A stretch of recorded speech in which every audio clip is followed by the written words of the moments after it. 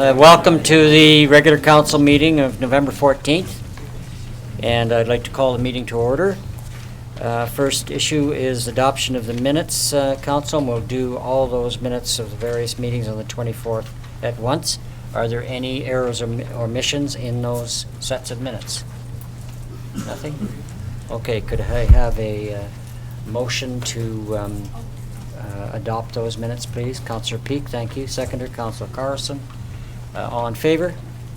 Thank you. Passed. Adopted. And just before we do that, I'd like to welcome our observers tonight as part of their course. The royalty in the Summerland is, they're all here tonight to take in the proceedings. And all these people just showed up just for you. So there you go. This is what it's like every Tuesday. Tons of people taking tremendous interest in what's going on in the community. So if you believe all of that, you've got a lot to learn. But anyway. So we'll proceed. Have we got any amendments to the agenda, Corporate Officer? Thank you, Mr. Mayor. We do have just an additional recommendation to go with the resolution for agenda item 14.3. And this is regarding Conkle Mountain Park. And it's because of some additional information regarding the parks bylaw. Just note that that is an additional staff recommendation for council's consideration in regards to the parks bylaw. We also have a change in the agenda where one of the items was not highlighted in yellow, and that again is the same subject, the Conkle Mountain subject, and that should be highlighted in yellow. And if there are members of the audience that wish to speak to that, it's available for speaking. Okay, so can we have a motion to accept the agenda as amended, please? Councillor Carlson, Councillor Holmes, thank you. All in favor? Okay, motion's carried. Now, one announcement here for everybody that I understand there's a great many people here interested in Banks Crescent. And I wanted to say that regardless of what happens this evening, we will be having many more opportunities for discussion, full public discussion of the proposal in the Banks Crescent area. Anything to add, CAO? No, today is an introduction of the subject, the first time it's formally coming to council. It'll be a presentation from Development Services, and the developers and council will be looking at whether to give it first or second readings, and then from then the public process will be determined at that point. I see. Okay, thank you. Okay, so let's move ahead into the a public hearing, please, on the official community plan amendment. I'll outline the actual process at this time. This public hearing is being held pursuant to Section 465 of the Local Government Act. During this public hearing, anyone who believes that his or her interest is affected by the proposed development will be given a reasonable opportunity to be heard or to present written submissions respecting matters contained in the bylaws that are the subject of this hearing. All information, correspondence, petitions, or reports that have been received concerning the subject bylaws have been made available to the public. Council may ask questions of staff and public, but once the public hearing is over, no new information can be received. Council debate on the bylaw will take place when the bylaw is considered after the conclusion of the public hearing. At that time, any questions of staff will be for clarification purposes only. I'll be inviting the public to come forward and present their comments. Speakers are asked to state their name and address for the record. Speakers are encouraged to limit their remarks to 5 minutes and should include all of the relevant information in their presentation. Further opportunity will be afforded for all persons to speak a second or third time once all persons have had an opportunity to speak. I'd like now to ask the Director of Development Services to introduce the item. Thank you, Mr. Mayor. This is an official community plan amendment to delegate the issuing authority for development permits within the environmentally sensitive development permit area and the high hazard development permit area. Currently, those permits are issued by council, and this amendment would delegate that authority to staff. Thank you. Has there been any correspondence? Thank you, Mr. Mayor. I have received no correspondence. Okay, thank you. Okay, at this point, we have opportunities for public input, and I'll be asking this 3 times. So this is an opportunity for those in attendance to present their views for the first time. This is also for the second time to present No, their this- views. they're coming. Oh, I'm sorry. Yeah. I thought you were standing up to stretch, sorry.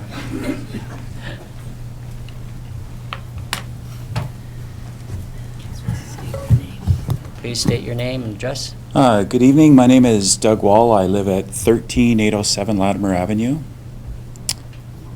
And is this an opportunity to ask questions as well as providing comment?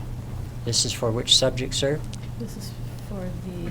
The delegation of authority? Public hearing. Okay. No, we can't answer questions. Am I at the, We can't answer questions, no. What- Project is going on down no, that's not what I'm asking about. I'm talking about the delegation of authority for ESD and, Okay, go ahead. right? Yep. So I think the concern that I have is why this is coming up for a bylaw amendment. It seems to me that it's a matter of efficiency and that council wants or looking for efficiencies, and that there's a sense that these permits are taking too long to process. And I wanted to know, I haven't read any data on what sort of delays are being experienced by having council process or consider these environmentally sensitive permit areas. And so I'm lacking a bit of information. Do we have any information on what delays are being caused by this? This is a public hearing, and typically we don't answer a lot of questions, or any questions. We don't answer questions or Okay. provide new information. But what was spoken to at the last council meeting, I'll just briefly suggest that the reason it's come forward, development permits, unlike zoning and unlike development variance permit, can't be subjective. So they need to be based on the criteria. And so when council's looking to make sure that our process for any development that's being considered is as expeditious as possible, we look to areas where it can be delegated to staff if it's a checklist that we're looking at, objective material as opposed to subjective. When it's a zoning amendment or a development variance amendment, council has the latitude to make judgment decisions given input from the public, et cetera.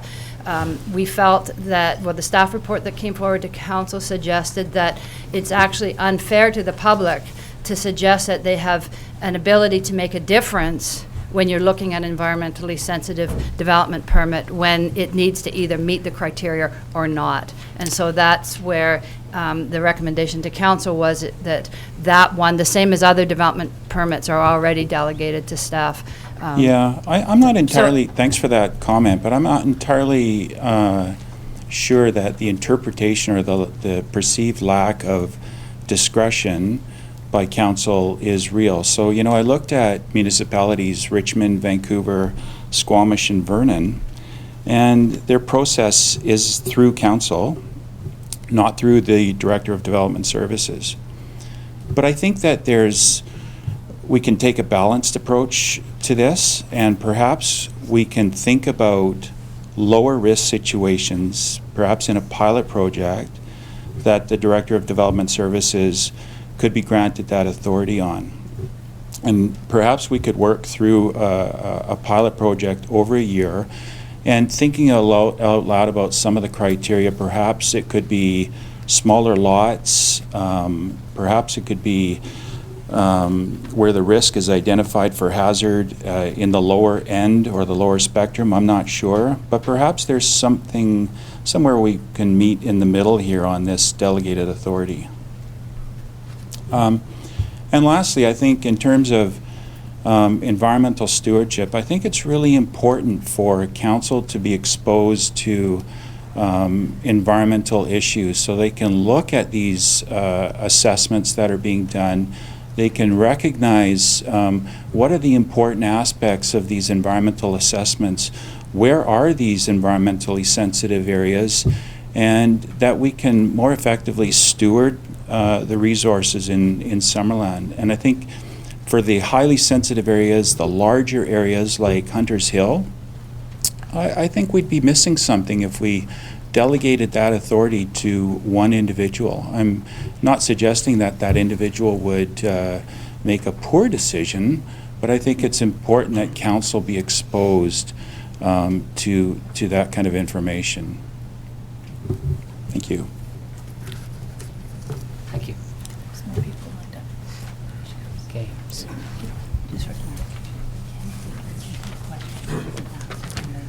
Good evening, Mayor, Council, staff, and princesses. I want to speak to this Just have your issue. name and Oh, sorry, address, please. Sharon Mancier, 4416 Williams Avenue. I want to speak this issue for a number of reasons, and in preparing, I of course went to look on our website at our policies. The 300.9 is identified in the staff report. It's not actually on the website, though. On the website, they run from, the policy numbers run from 1 to 800, but missing between 300.5 and 400.1 is the 300.9, I guess it is, that should have been there. So this is the Environmental Assessment Report Policy Manual that we've got since adopted May 2010, so we've had it for a while. It's referenced in the staff report. It guides environmental assessment personnel, people coming in to do this process, where they should be getting their information. It's a modest document. It's not. It's probably not what we want eventually, but it's good. Other communities are looking to it. So it's directing environmental professionals to go to the Conservation Data Center, Ecosystem Explorer, Ministry of Environment, local experts, various bits of information. And it specifically says that species-specific inventories must be conducted in the appropriate seasons. I bring this up because I think that one individual looking at documents that come through is going to possibly miss this, and I know we've missed this. There are times to do assessments, and we've had things pass through this room that have been approved when assessments have been done in entirely the wrong season. And if you go in the wrong season, you're not going to see what's supposed to be there. And of course, you're not going to see organisms there and plants in certain times. So I think that we've already missed it with mayor and council and staff. To reduce the process to being on one person's shoulders, I think is probably fraught at best. We don't have a sustainability or environmental committee either. They too could help steward this. Without my being able to come to these hearings, even though the development permit process isn't a public process in the same way as a public hearing, I would not be aware that we've missed it. And I am aware. And I think that's important, because then I can come back to council, I can help inform them, and I can also talk to staff and inform them. But if it's just dealt with in a room by one member, I don't think I can do that. I also know that in past public hearings, we've been consoled and told that, don't worry, at the development plan, development permit step, we're going to have some more rigorous things to be able to put in place. And I actually haven't seen that happen either. So I think that all of this process being public is very, very important. And the one person who would be doing this would be staff. And I think that we've got excellent staff people in Summerland. I am not suggesting that we're going to change our plans in any way in that area. But they're not accountable to me as a voter, and you guys are. And I do think that if we have development permits that are being issued that I'm uncomfortable with, that the community is uncomfortable with, we need that accountability somewhere. And we don't have the power to reach in beyond you to staff, especially if we don't even have the public process to be aware that it's occurring. So I'm not in favor of this. Thank you.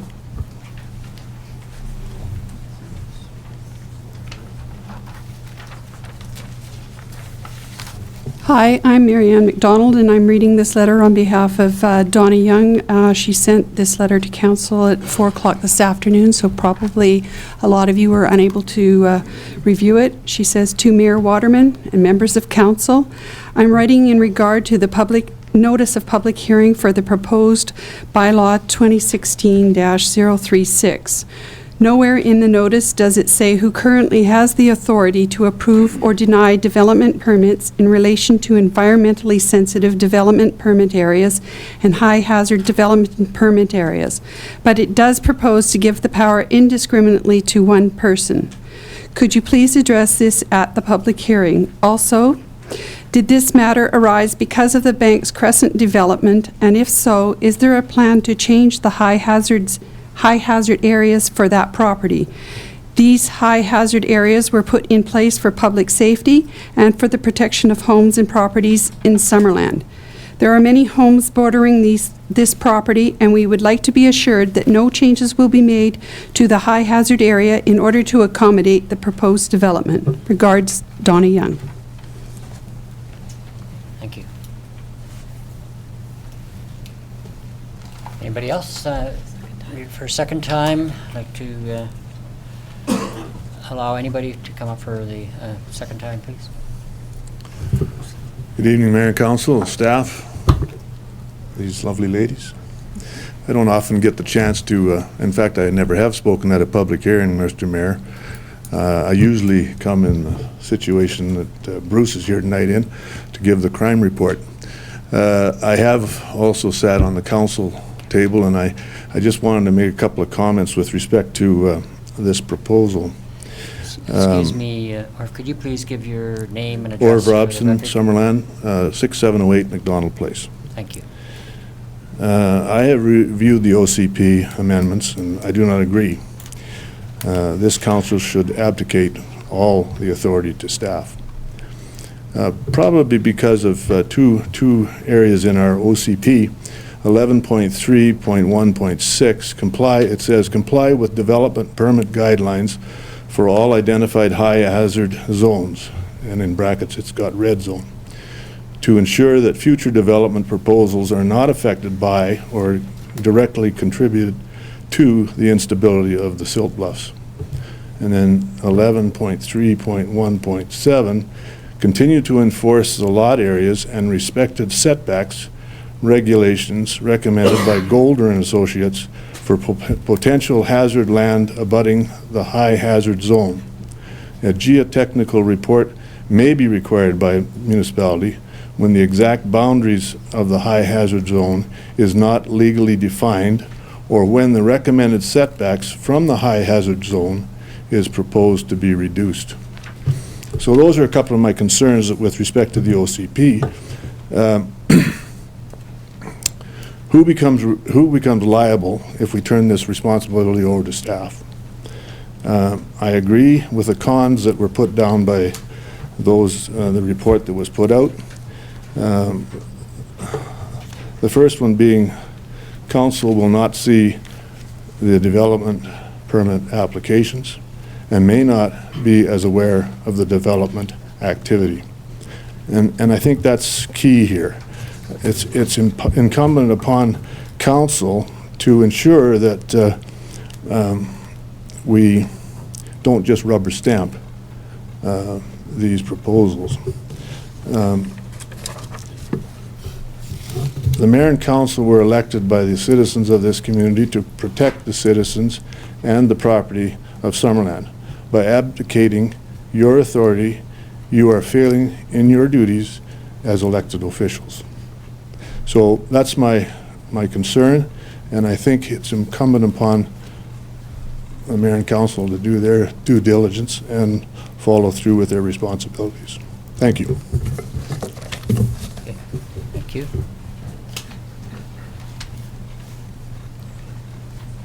Okay, for a third time, would anybody like to come forward and speak on this issue? You also have an opportunity to speak again if you felt you wanted to, if nobody else comes forward. Okay, thank you. Now I'd like to ask for a motion for adjournment, please. If there's no further input, public input, and council does not wish to have any further report from staff, then would somebody like to bring the motion forward, please? Counselor Carlson? I'll move we adjourn the public hearing.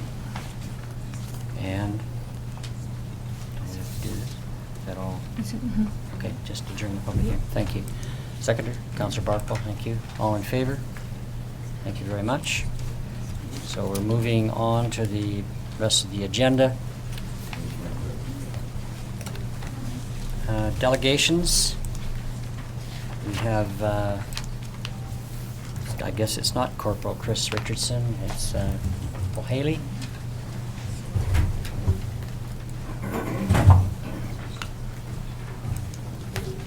Worship, Council, Corporal Bruce Haley, Summerland RCMP. Initially, it was going to be Corporal Richardson, however, he's taken ill today, so I'm here. I'm here to present the third quarter crime report for Summerland Detachment. The third quarter encompasses the time periods from July 1st to September 30th. Excuse me.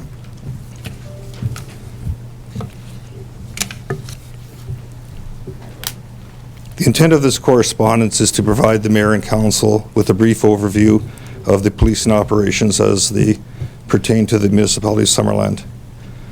Each RCMP detachment is mandated to prepare an annual performance plan which addresses identified local policing priorities, and through consultation with elected officials, senior staff members, as well as community policing advisory committees and other stakeholders, the plan has identified four areas of concern for this community. One is to contribute to safe roads, police and community relations, as well as police visibility, contribute to safer youth and vulnerable persons. Crime statistics for the third quarter for Summerland include, during this period, we responded to 815 calls for service. During the same period last year, we had 782 calls for service, which is an increase slightly of 4.2%. For this quarter, we responded to and investigated 159 criminal code files. During the same period last year, we responded to and investigated 170, so there was a decrease of approximately 6.5%. I believe that all of you were provided with a copy of all the crime statistics, and I'll just identify a couple of notable trends as a result of this. Domestic assaults accounted for 45% of all the assault files that we investigated, and of the theft from motor vehicles, we had 11 vehicle thefts reported. 4 were attempts, and all of the attempts to steal vehicles were stealing of pickup trucks. And another 4% were the thefts of either motorcycles or dirt bikes. Summerland Detachment, our resources at the detachment are 9 municipally funded positions or members. Of the 9, we have 1 member that continues to be off-duty sick. Sergeant Lacroix, the detachment commander, has been seconded to work in a different position. Superintendent Hugo retired in September. A staff sergeant in Penticton was bumped up to be the acting OIC of the Penticton South Okanagan Regional Detachment. So Sergeant Lacroix has been bumped up into the acting rural manager that covers all the detachments in the rural area except for Penticton. So I am currently the acting detachment commander, but that won't be for long, because in 32 days I'll be retired. You're still smiling, Bruce. Oh, the smile will not leave. We also have 2 municipal positions here at the detachment as well. So if anybody has any questions, feel free. Council, any questions of Corporal Hayden? Councillor Holmes. Thanks for the presentation. So we're short-staffed now. On paper, we have the required 9 positions. However, we have the 1 position that the member is off-duty sick. So our schedule has been adjusted to compensate for that. So our members, we went through a fairly difficult time during the summer months, the early summer and into the latter part of the summer, as we were actually short because we had members transferred out. The new members hadn't yet transferred in. That has balanced out. However, we do have the 1 member that is off sick. So on paper, we have 9 filled positions here. However, we have only 8 members working. Anybody else? Councillor Peak? Yes, thank you very much, Corporal Haley.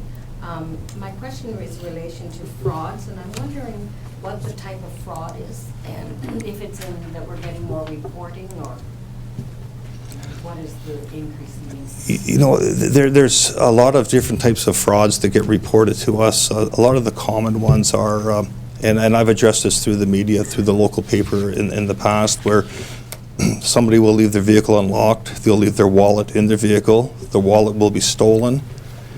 People then take the credit cards or even the debit card. They have methods that they're able to gain access to that, and then they'll just start racking up the charges on them, on the cards. We also get a lot of internet frauds that are reported to our detachment, where people, they'll either get an email that congratulations, you've won this, however, and people kind of fall for that. And we really try to emphasize with people that if it's too good to be true, usually it is.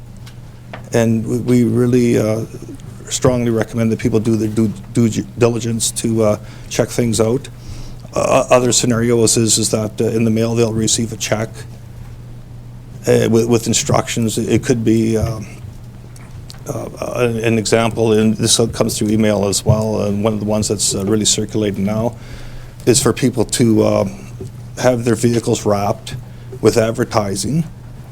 And what they'll do is when they sign up for that, the scammer will send them a check for, say, $2,900, and they'll say that for $400 you'll keep for yourself, you deposit the check, and the other $2,500 you send. That covers the advertising, so they get caught in that, and we've had people in the community that have been scammed out of thousands of dollars that way as well. Thank you very much. Yep. Any other questions? Thank you, Bruce. Thank you, Corporal Haley. It's very good, and actually, too bad we don't have a cake. Trust me, it's not necessary. I'd like to thank you very much for your service to the community, and I know my personal history goes back a long ways when you first came to Summerland, so I was glad to see you come back, and I'm not really happy to see you go, but I'm sure you've done your job, and we certainly appreciate the role you've played in the community.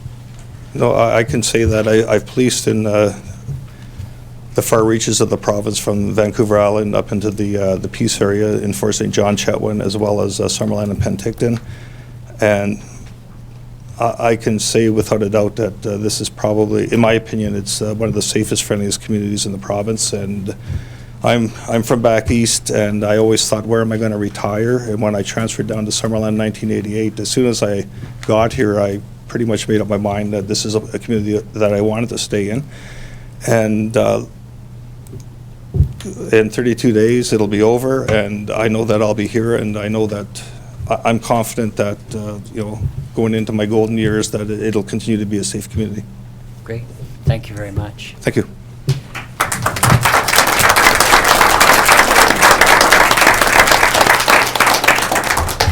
Okay, Council, would you like to bring a motion forward to accept the report from Corporal Haley? Councillor Barkwood. Move that the third quarter report for 2016 from Council Corporal Haley be from the Summerland RCMP detachment be received for information. Thank you. Seconder, Councillor Boot. Thank you very much. All in favor? Motion's carried. Thank you. Just had a note here. Can you hear me all right when I speak up like this? Is that good enough? That's better? Okay. We couldn't hear the councillor either. Oh, really?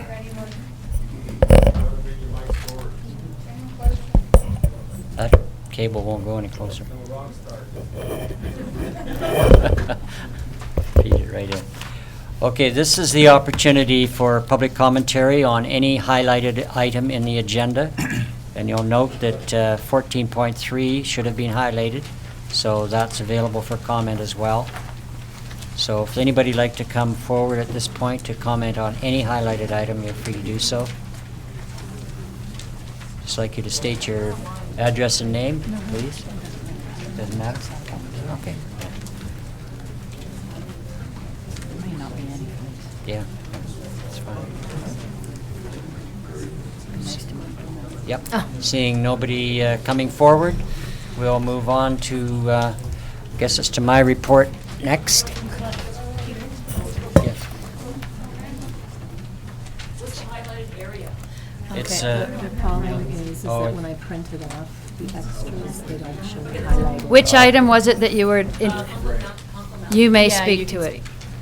Yep. I guess when we reprinted it, didn't come out highlighted the way it should have. Sorry. Did it show up in gray? Hi, Simone Kutos, 13514 Prairie Valley. I'm just wondering if we can hold off on the public hearing until further date. It doesn't give the public enough time for consultation regarding making Conkle Mountain into a park.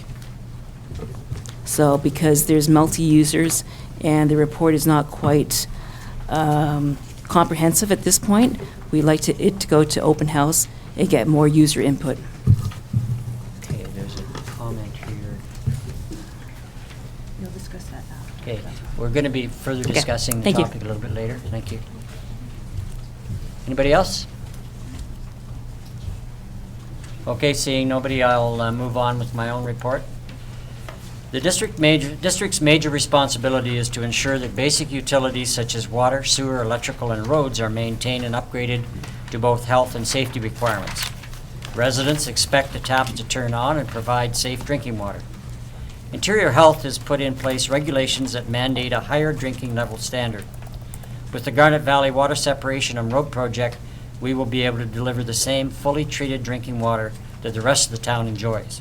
At the same time, upgrading a road that was in dire need of redoing. Significant road work was done on Solly and Rosedale a few years ago, but as you will all know, we have many more kilometers of roadway that need serious work.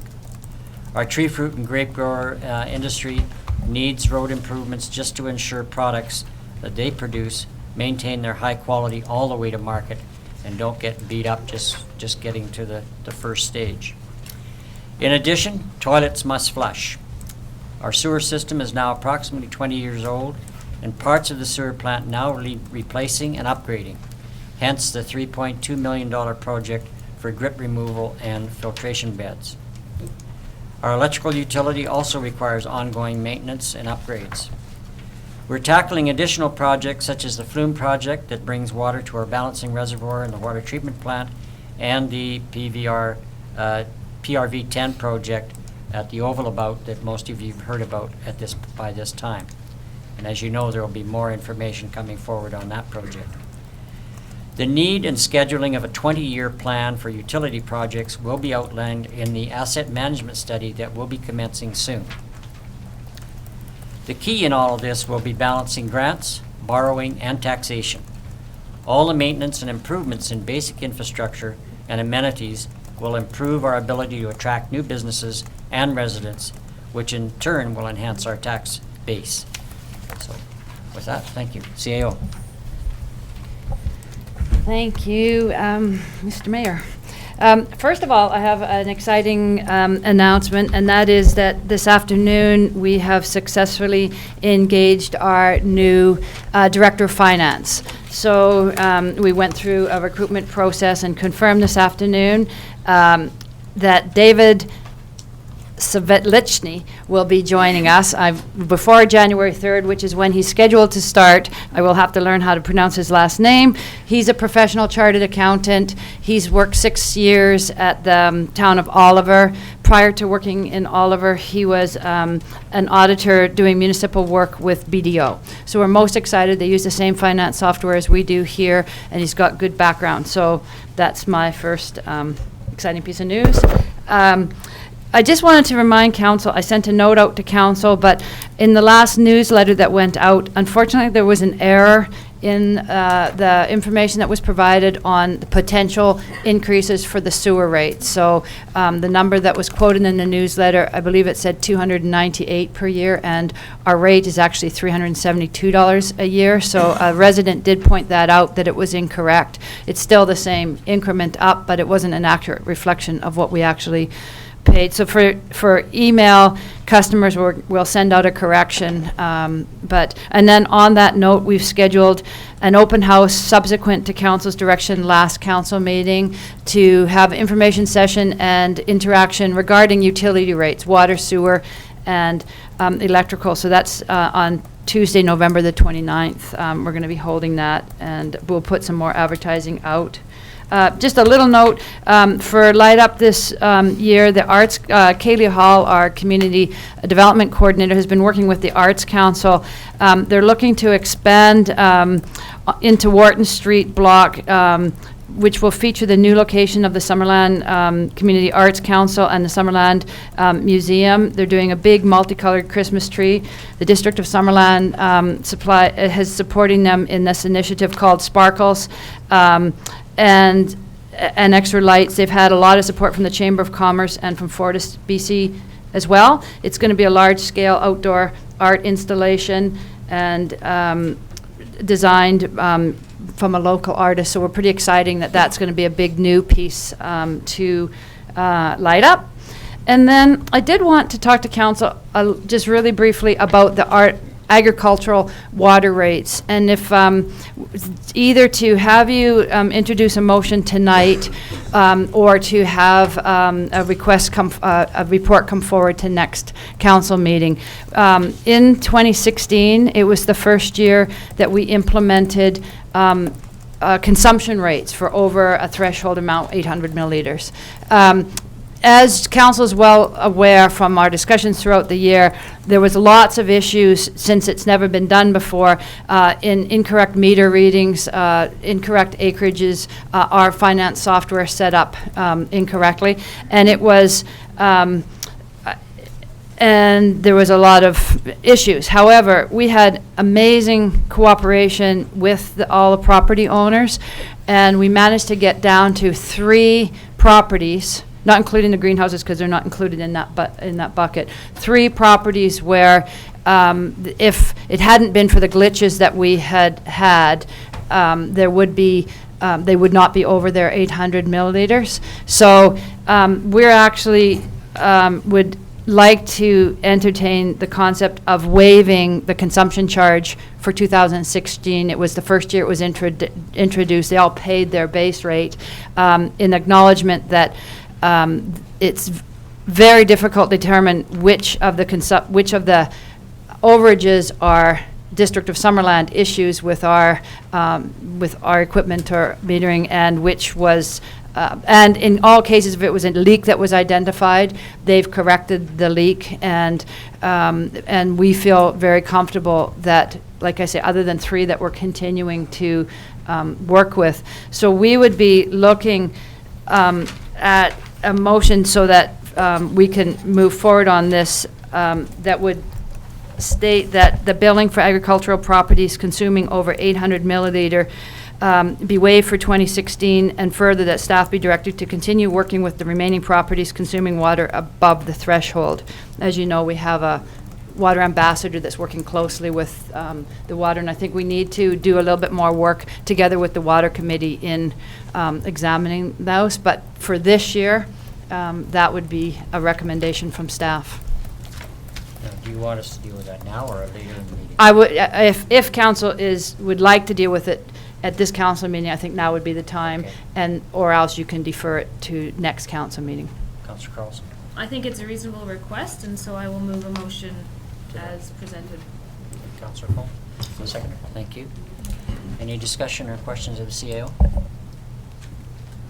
Councillor Barkle. I think that the overage usage on the agricultural rates should be re-examined. Perhaps they did their job in that they've gotten people's attention, but I'm having second doubts and second thoughts on whether they're a little bit too punitive. And we had a good year this year with not a lot of water consumption in general, and it could be a different story next year, and we want to make sure that we really consider them to be fair. And anecdotally, some farmers are suggesting or insisting that they cannot meet that 800 millimeter level on a on a bad year. So I'd like to have some more input concerning that.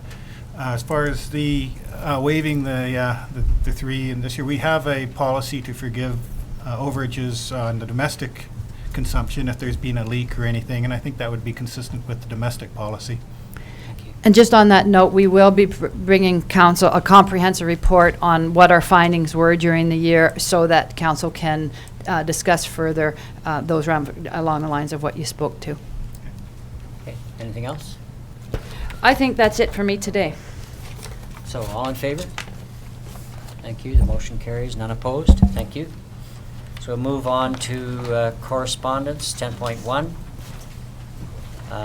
Does any councillor wish to bring anything forward from the correspondence list? Councillor Carlson. Just a question regarding Giving Tuesday. Kelowna Penticton endorsed 2015. I'm wondering if that's something that council needs to. I think we should be participating, so I just wonder if we need to do that tonight or we do that at our next meeting.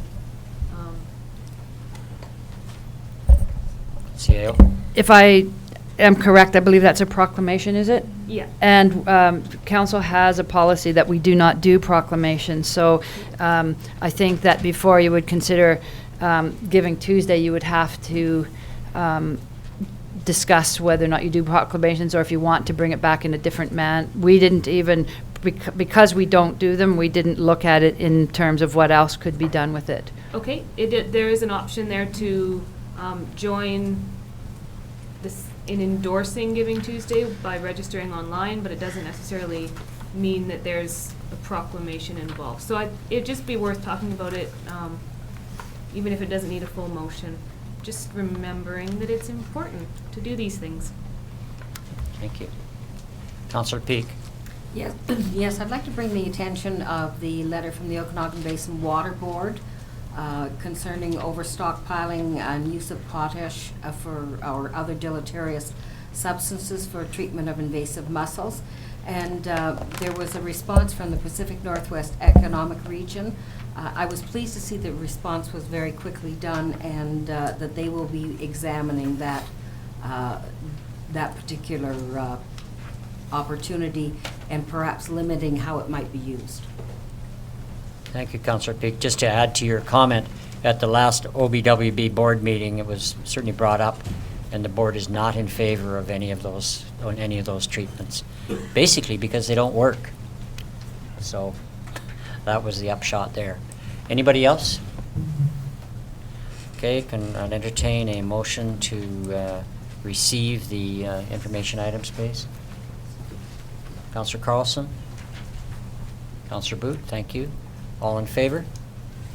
Thank you. None opposed. Motion carries. Moving on to 10.2, committee and commission minutes. Just dealing with that. Corporate officer? Just same way. Does anybody want to bring anything forward? Okay. Or Yeah. Is there any councillor like to bring anything forward from those minutes? Councillor Barkle? There's one thing in the Water Advisory Committee minutes that caught my eye, and that was, I guess, maybe a question for the CEO. It says that about 15 acreages have had their allotments increased without incurring the acreage buy-in fee. Was that during this year in our review of the consumption, or was that in previous years prior to this council? I understood that it was this year, but Mr. Johnson's sick today and Devin is not here. I'm going to have to confirm that back to you for sure. I believe it was that, the work that we've been doing, but I'm not positive. Okay, Part of the work that we're trying to do this year is to make sure that because it's never been done before, making sure that what they're actually doing is accurately reflected in the system, not adding on additional properties, but to actually record what they're using. yeah, I'd be interested in the circumstances of those. Yeah, we will for follow. later, yeah. We will follow that up for you and get that information. Okay, Councillor Peak, I'll bring the recommendation forward. thank you. That the informational items included in the report dated for the November 14th, 2016 regular council meeting from the Manager of Legislative Services be received for information. Thank you. Seconder, please. Councillor Carlson. All in favor? Thank you. Motion's carried, none opposed. Thank you very much. Moving forward to, where are we here? 11.1, Development Services. Thank you, Mr. Mayor. First application tonight is for a development variance permit for the property at 5414 Woods Avenue in the Brook Street neighborhood. The property is located at the corner of Woods Avenue and Warwick Street. It's a single-family housing lot with a house and a detached garage. And the owner wishes to construct a carport in the front of the existing garage. It's at the required setback in the RC3 zone. However, our zoning bylaw has a prohibition on accessory structures in a front yard. And the front yard is defined as anything between the principal building and the front property line. So in this particular case, we want to add a 20-foot additional carport roof to the existing garage. Still meets the front setback, but it is located in the front yard. So essentially, that is what they want to construct. Shown basically on that image on the screen. Meets all the other requirements of the zoning bylaw, and staff are recommending support. Thank you. Council? Councillor Peak. Yes, were there any correspondences received on this file? I have not received any. Neither have I. No. Okay. Thank you. Thank you. Anybody else? Questions of the planner, please? Hearing none. Okay, is there a proponent here? Is the applicant here by any chance? Yes. They don't Would you like to speak? Only if they want to. Okay. So we've got that covered. Thank you. Okay. Thank you. Councillor Peak? Would you like me to read the recommendation? Yes. The resolution? Are you not asking for public if there's?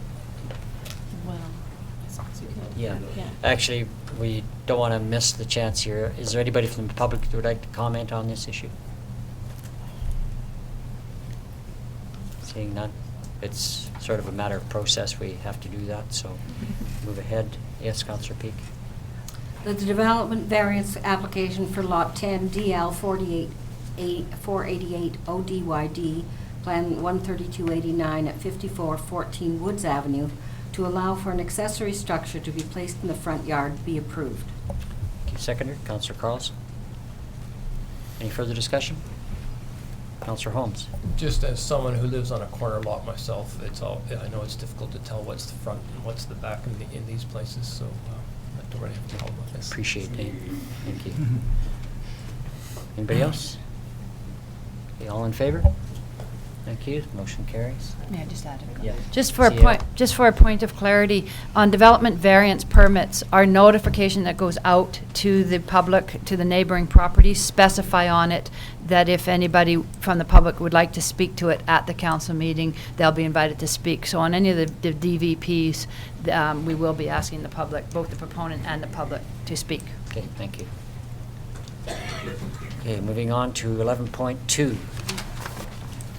Mr. Planner. Thank you, Mr. Mayor. The subject application of tonight is for an ALR exclusion application for the property at 14014 Highway 97.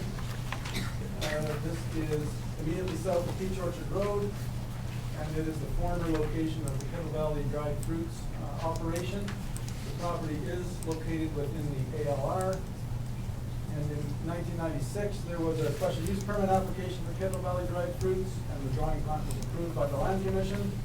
And in 2007, a non-farm application to expand the Kettle Valley drive-through was approved, but the business subsequently relocated elsewhere. And then since that, there has been an agricultural research business, Mazza Innovations, in the building as well.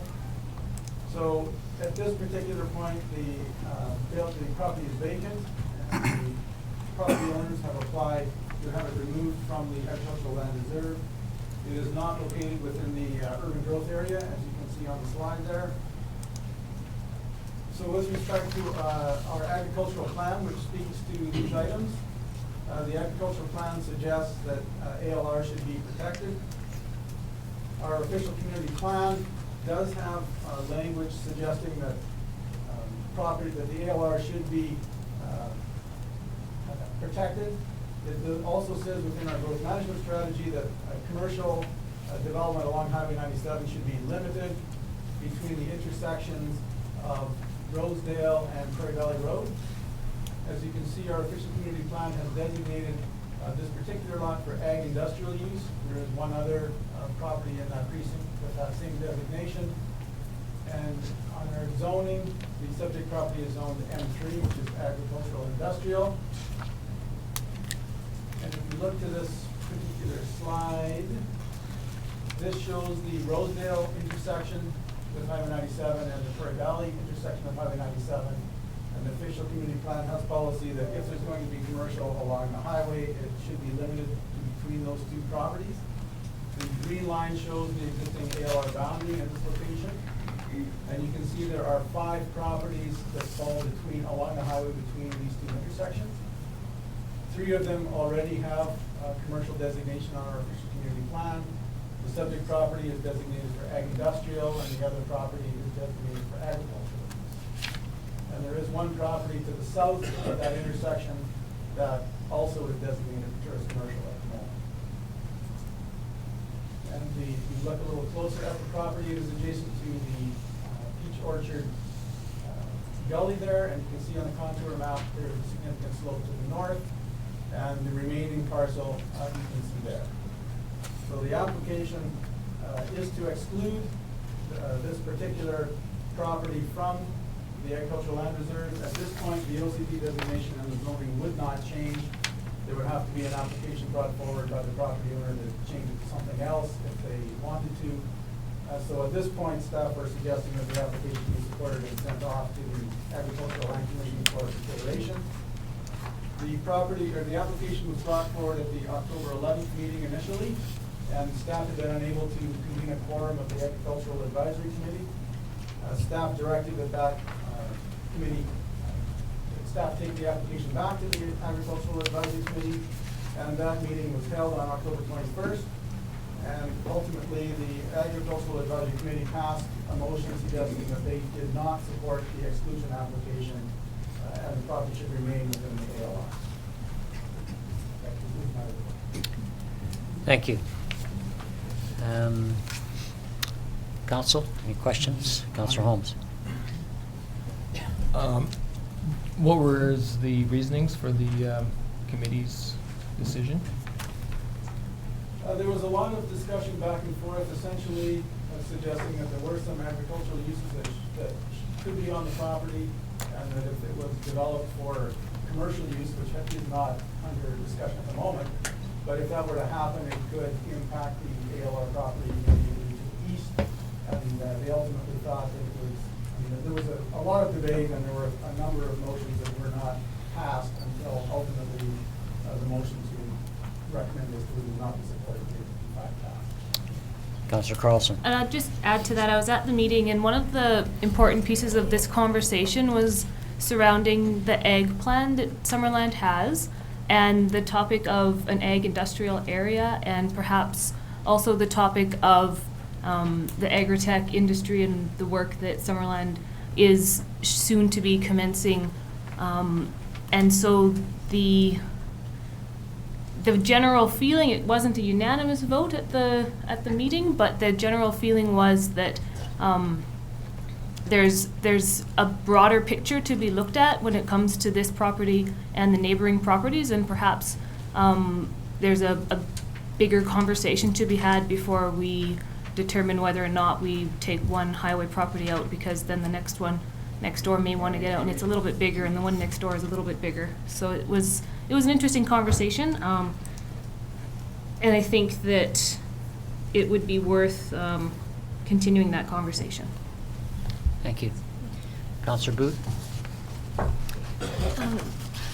Ian, the M3 Ag Industrial Zone, that was the correct zoning for the Kettle Valley dried fruit plant to be on that property? That is correct.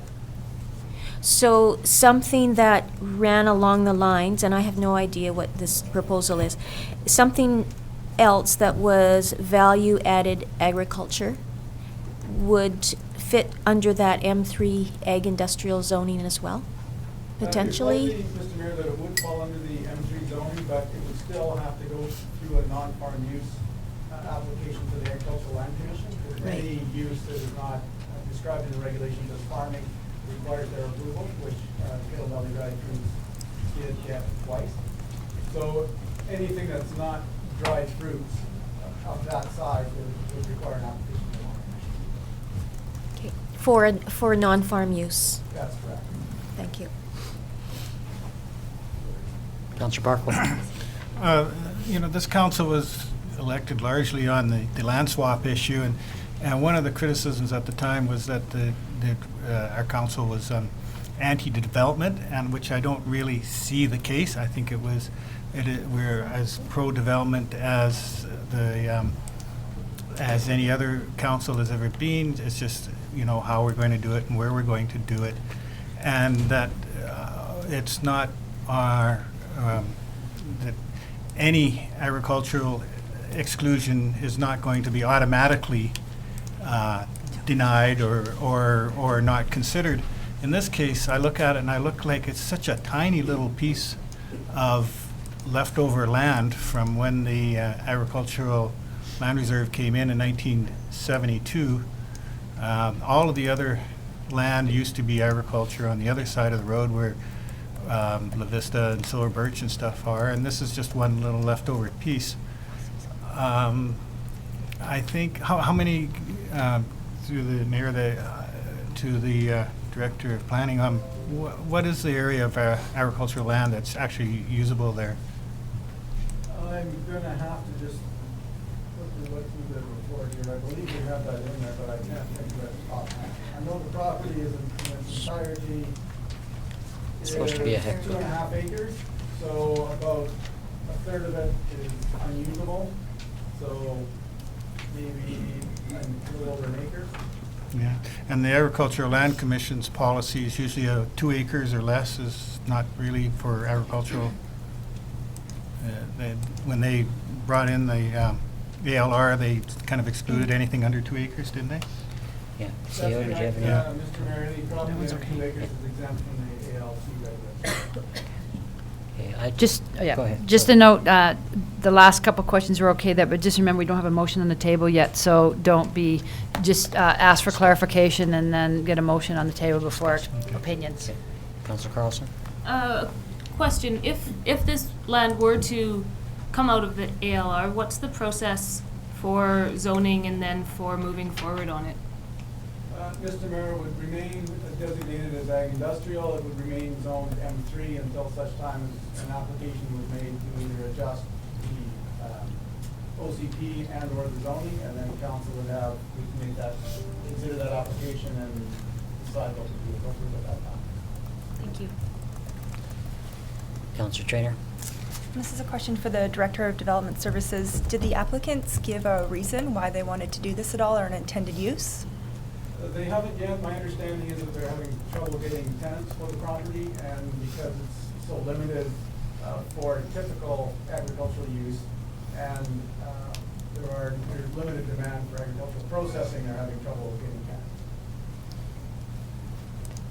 Councillor Holmes and Councillor Peak.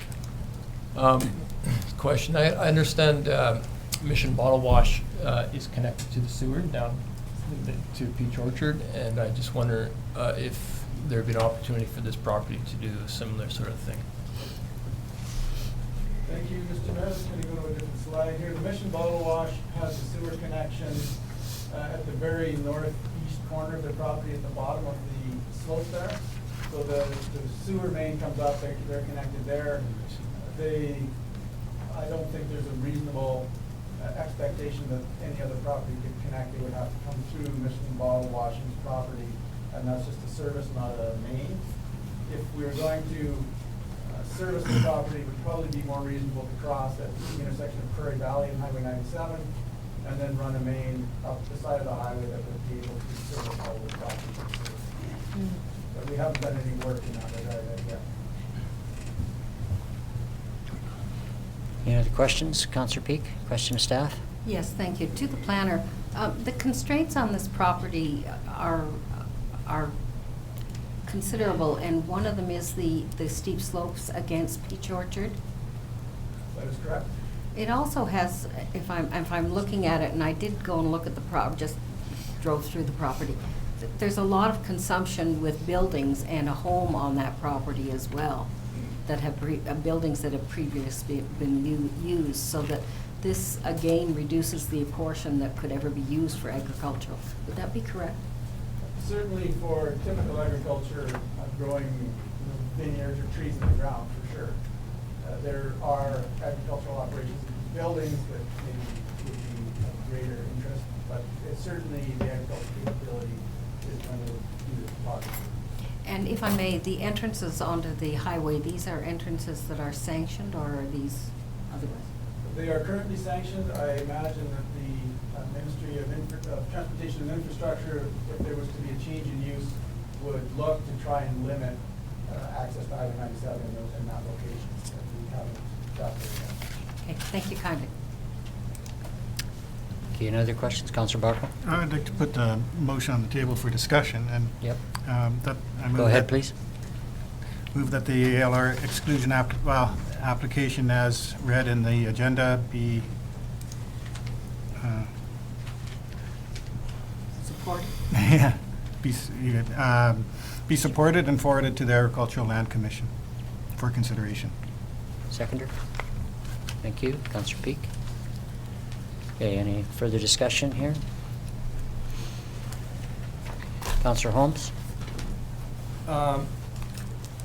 I agree with the premise that it has limited farm potential. I think the impact on the property to the east, it's very similar to the discussion we had about putting the sewer out to Hunter's Hill. It's really the will of the council today whether to continue rolling back the ALR or not. So I don't really see it that relevant to the decision here. I think there's no point keeping a parcel of land in the ALR just for the sake of keeping the ALR. And if it's never going to be farmed, I would support the motion. Councillor Barco? Oh, CAO? Just remind them to speak up. Yeah, speak up, please. Go ahead. Recently we did not support an application for a piece of land a little bit further to the north, and part of the rationale there was that any development was to be between Rosedale and Solly. So now we have an application that is between that area. It does seem that it would be contradictory to not approve it when the reason for not approving the previous one was because it wasn't in that area. Councillor Peak? I see the constraints on this property as limiting the potential for agricultural use in any intensive way. Because it's located on the highway, I think there is an opportunity for it to come out of the ALR, and I would support that. I think I'm going to make a comment here. I think taking into account the Agricultural Advisory Committee's denial of this is very important. They thought about this, went through a number of different iterations of motions, and came up with a motion that indicated they were not wishing to proceed with that. And I think one thing we have to remember is that this is currently Zone M3, Agri-Industrial. So it's in the ALR, zoned agri-industrial, and I think there may have been the implication by earlier that we have one other piece of ag industrial, which is the bottle washing plant area. And so there may be potential, and is this what you were alluding to, Councillor Carlson, that there's maybe potential for down the road expanding ag industrial aspects of this? Because that may be the route we may want to think about for down the road, because we're currently looking and we're currently endeavoring to look at areas of opportunity with agri-tech approach, secondary processing, added value issues around agriculture. And just for example, Mr. Mazza had the plant there. It was a spin-off from the research station projects that he was involved in. And he only left the property because he couldn't find a building big enough to do his work. He needed 30,000 square feet, and this building wasn't big enough. So I think the opportunity for startups, for other approaches to agri-industrial, which I think this community has to remember we've got a strong base in agriculture, and down the road we're going to be seeing additional approaches in way to add value to our agricultural produce. And here we have an option in front of us to either accept or deny moving this out of ALR and potentially changing it from the M3 agri-industrial. And I will not be supporting this motion. Councillor Barkwell. Is there anything that would preclude an industrial, like an ag tech business from using this property if it was not in the ALR? Not with its present zoning, no. No, if it was not in the ALR, yes. No, but perhaps the planner could clarify, but if it's not in the ALR, then it may be up for grabs as to what the zoning may be. Yes, Mr. Mayor, the agri-industrial zone M3 and the designation on the community plan to limit use of that property to what's included in the bylaw for agri-industrial uses. And it would be quite reasonable to zone and designate other properties in that area if council wanted to make an ag-industrial product out of that precinct. The only issue is if it remains in the agricultural land reserve, every time you want to put an ag-industrial use into there, you have to go to the commission and ask for a non-farm use, and they can either approve or deny. If it's out of the ALR, then it's in council's hands as to what uses are permitted there, what zoning goes there, and what is needed. So it's just taking away essentially the provincial government's control of that property if it's outside the land. I see. Okay, thank you for that clarification. Councillor Peak? So in actual fact, if I might address this to the planner, if it was taken out of the ALR, there's actually maybe more opportunities for the property to be used in various ways, which could include agricultural purposes. Yes, that's true. Thank you. Anything else? Councillor Carlson, any comment? Okay. Okay, well, council, we'll move forward. All in favor? Opposed? 2 opposed, Councillor Carlson and myself. Motion carries, which means it moves forward to the Land Commission. So 11.3, Heritage Advisory Commission recommendations. Yes, thank you, Mr. Mayor. This is a staff report noting that the Heritage Advisory Commission has been very busy over the last few months, and they've passed quite a number of motions, and staff have been endeavoring to bring those to council as time permits, but we have been extremely busy and haven't been able to get them to council. So this report essentially lists all the Heritage Advisory Commission recommendations to council that have not been to council so far. And the list of them is noted on the staff report. It includes amending the park and trail naming policy to include First Nations heritage. That the terms of reference for the Heritage Advisory Commission itself be amended. That the Heritage Advisory requests council endorse staff and the commission to investigate the rehabilitation or restoration of the sod roof cabin in Choke Creek at a cost of $5,000. The council directs staff to complete the process to dedicate Conkle Mountain, Priest Camp, and the Fur Brigade Trail as parks. And that council amends all naming policies, the street naming policy as well, to include First Nations names. And some of the recommendations that weren't directed at council but did get passed by the commission were with respect to works that were going to be undertaken in Giants Head Park to improve the fencing up there, and that the view tubes that are attached to those posts should be maintained. Additional tubes could be installed. Existing ones should be repaired and vandalized, and that interpretive signage be included on these tubes. So the only one that staff have been able to get in front of council so far, or is about to be, is the dedication of Conkle Mountain Park. And that is on the agenda later today. The other ones, staff just not have had time to report out on that. Okay. Thank you. Questions of the planner, please? Hearing none. Okay, would someone like to bring the motion forward, please? Councillor Carlson? I will move that staff be directed to further review, as time permits, the recommendations from the Heritage Advisory Commission as outlined in the Director of Development Services report dated November 14th, 2016, and report back to council at a future date. Thank you. Seconder, please. Councillor Peak, thank you.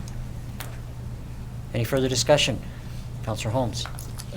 It's in regard to the naming the First Nations heritage. I'd just like to note that the PIB has recently elected a new chief, and I think it was in our letter package in today's agenda that he's invited us to meet with them after the band council meetings, I believe in January. Elections, and I'd like to suggest that this would be something worth talking to the PIB about, saying that this is something we're interested in doing, and the opportunities to doing it together.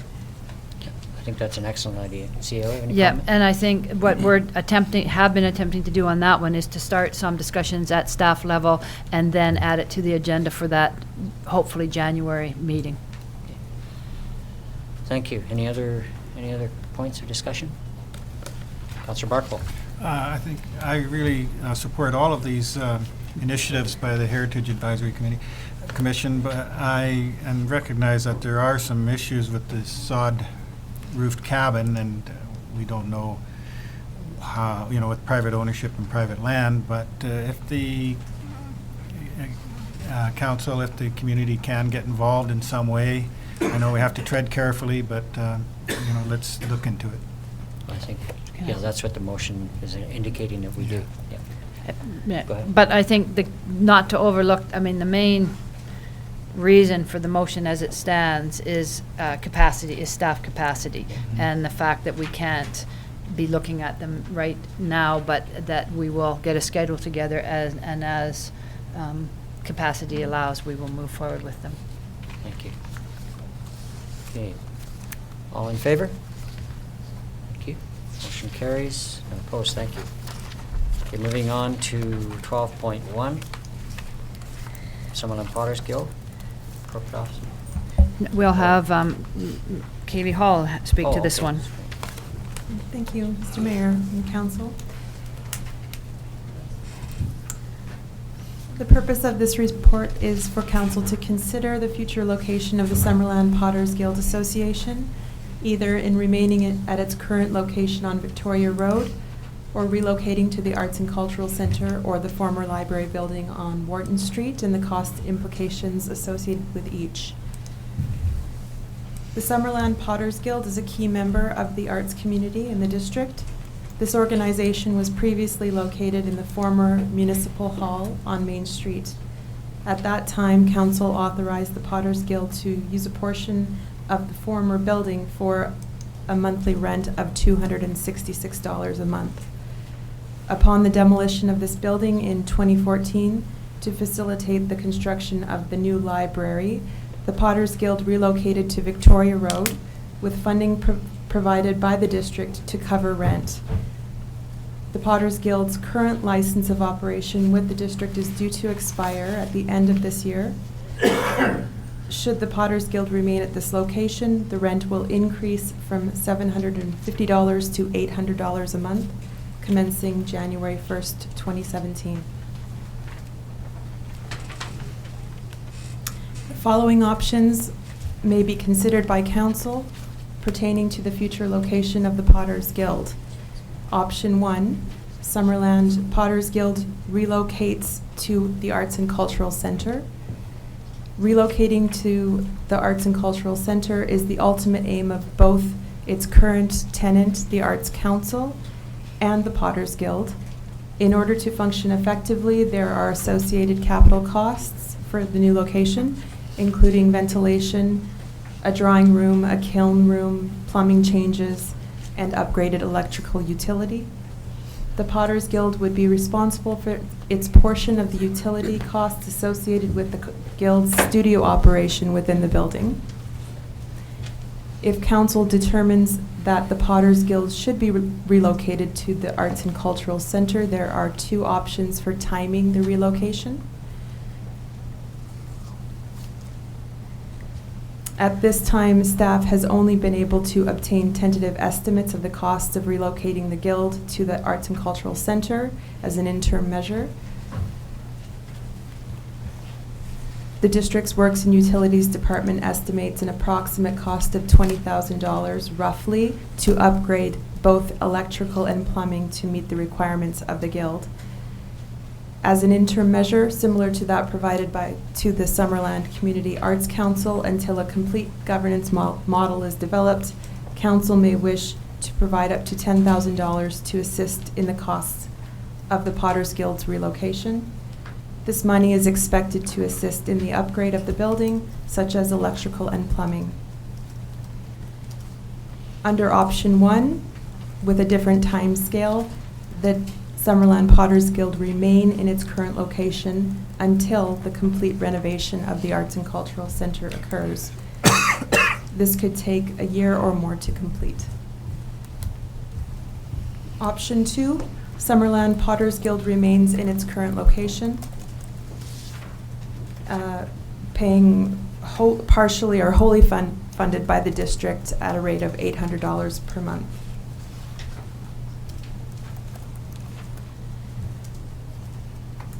Staff recommends that council is supportive of the Potters Guild's relocation to the Arts and Cultural Center within the next 6 months and to provide assistance for this relocation and costs associated with readying the building for its studio operation.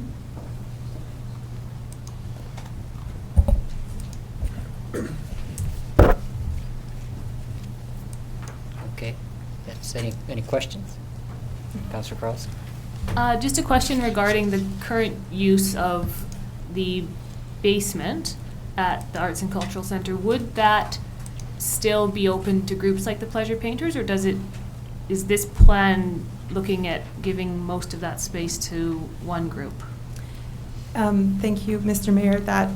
This space would be intended to be collaboratively used within the basement and the upstairs. So to answer your question, Councillor Carlson, it would still be used by the Pleasure Painters, the Summerland Arts Club, artists in residence. Many different potential uses could still occur in addition to the Potters Guild.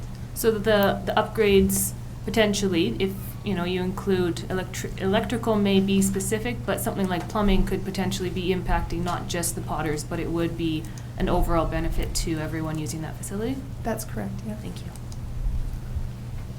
Councilor Peak? Yes, thank you.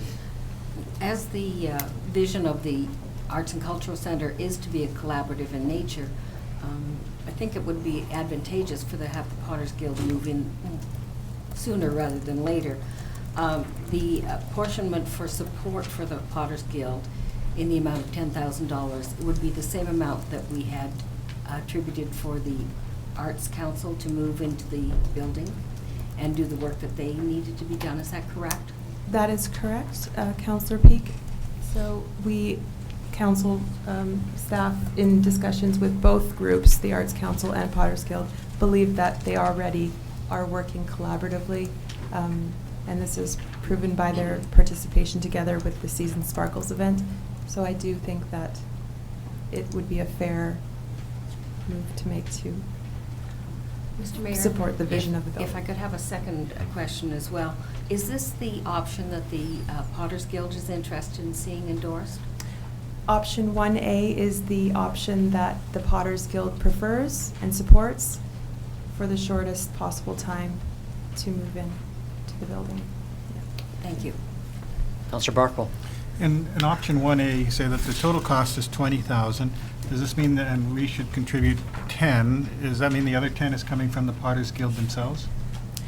This is an estimated cost of 20,000. It's a very rough estimate of the full cost to ready the space. The suggestion is 10,000 as an initial support towards those capital costs, and any other funding could possibly come through grants or combined fundraising. But then in addition to this, funding is requested to cover the rent while the Potters Guild remains in its current location until such a time that it can move into the new Arts and Cultural Center. I think, for clarification, I think that it was mentioned in the introduction, prior to moving into the space they're in now, the Potters Guild did provide some rent payment to council. And for the last year and a half since they've been in this new facility, they haven't been paying any rent at all, so they should have some ability to pay towards some of their moving costs. So, go ahead, Councillor Holmes. So the recommended resolution that's 1B? What we're recommending one. 1A, We're okay. recommending option 1A. Okay. And so that's that's the option that works both best for the guild and for staff? That is correct, Yeah. yes. Okay, I just have one additional question. So I gather from your comments that, and I know the configuration of the space in the basement, more or less, that when the Potters Guild is all set up, there's still going to be plenty of room for the other users in the other section of the downstairs? Mr. Mayor, that space will still continue to be used collaboratively. The impact may be a slight reduction in space for the other groups to allow for the kiln room, the wheel room to be housed. But yes, overall, it will be used for multiple purposes by multiple groups within the Arts Council. Yeah, I knew that, they need special space for the Potters Guild, so I was concerned about that. I think we had Councillor Holmes first over here. Did you? Okay, Councillor Barkle. Of course, it makes sense to stop paying rent and move them into our own building. In option 1A, it says, or the resolution thing says that the terms of a detailed operational agreement will be developed. Would that include, rent in the future similar to what they used to pay before their current location? That's under discussion at this point in time. The whole picture of who's responsible for capital costs, whether or not the leasehold improvement, ongoing capital maintenance, if it's our responsibility or their one extreme of a model might say, for $1 a year, that building is yours. You don't pay anything more for it, but you're responsible for all of it, even the building envelope. To the other extreme, that might be it stays maintained and operated and owned by us, but you pay a fair rent for it. So that's exactly the conversations that are happening. Okay, there's lots of things up in the air still, but it does make sense to get the ball rolling. That's right, and we've had some great conversations to date, and with Kaylee becoming more ingrained in her position, we have more time to focus on those options. Thank you. Any further questions of Ms. Hall? Okay, would someone like to bring a motion forward, please? Councillor Carlson? Can I bring forward the motion as presented? It's quite Yes, you long. may. Councillor Holmes, seconder. Thank you. Any further discussion?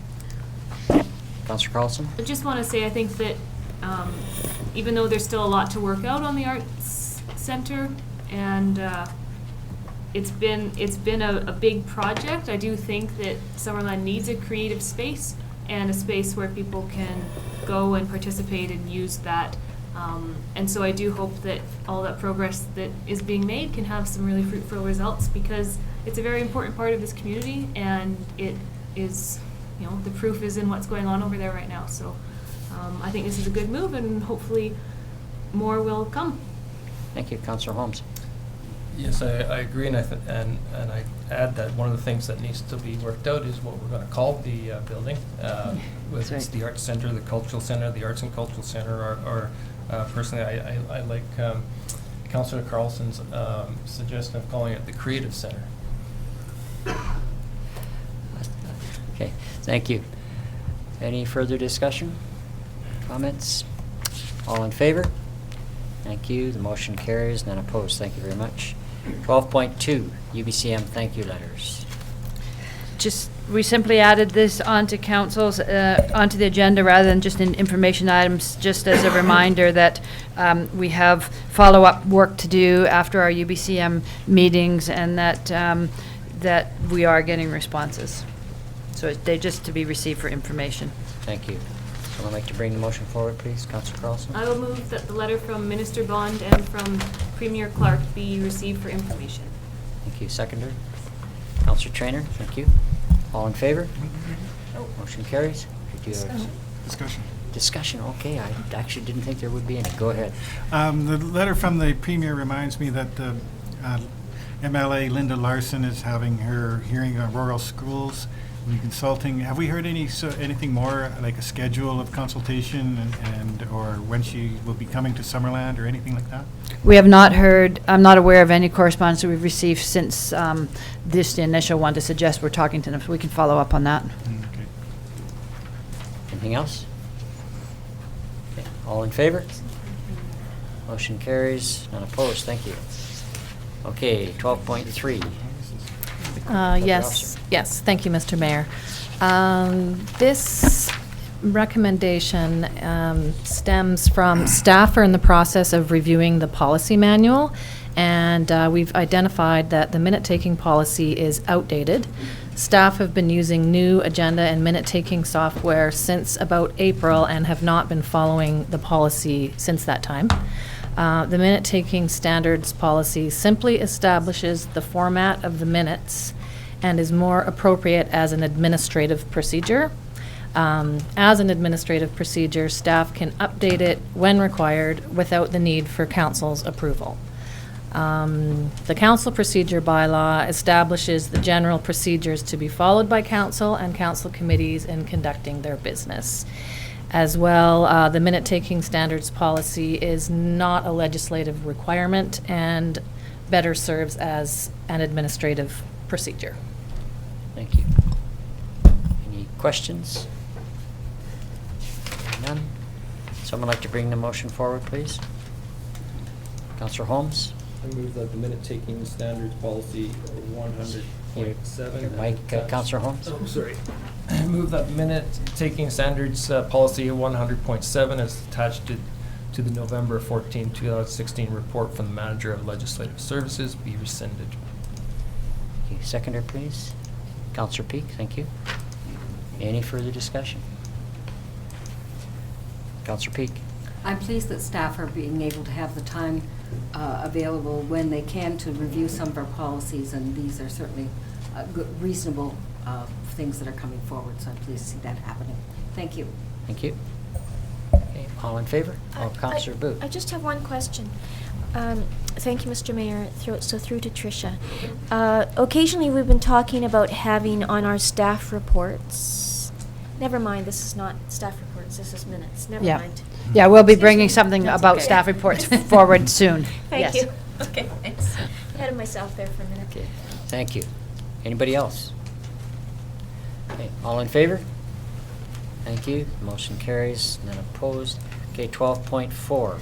Okay. 217 council meeting schedule. CAO. Right, so as you see in your report, it is important that we adopt the regular council meetings for 2017. We've followed the same schedule as this year. You'll see that it says that it's already approved at the November 14th meeting, but that's not really true. It will say that if you do approve it.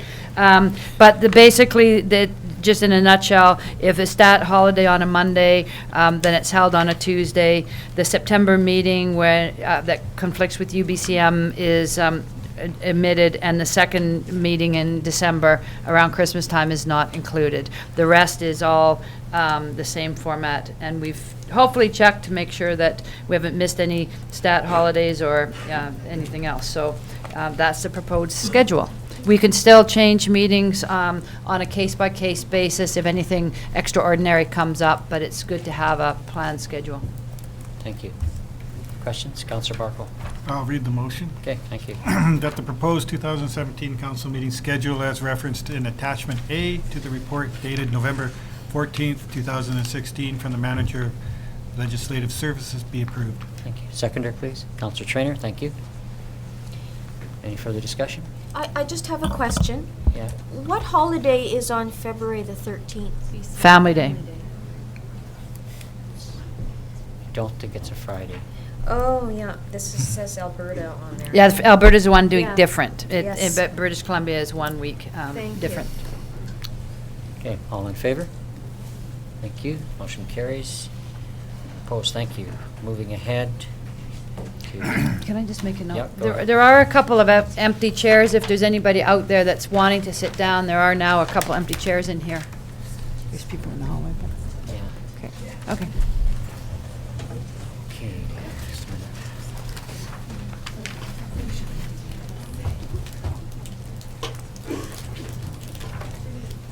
Okay.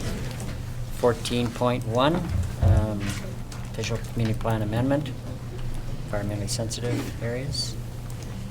I'll turn that over to Mr. McIntosh. Council heard the public hearing today and needs to decide whether or not you would like to entertain this today or wait till next meeting. I'll turn that over to Ian. Yes, thank you, Mr. Mayor. Just a bit more information on this particular bylaw.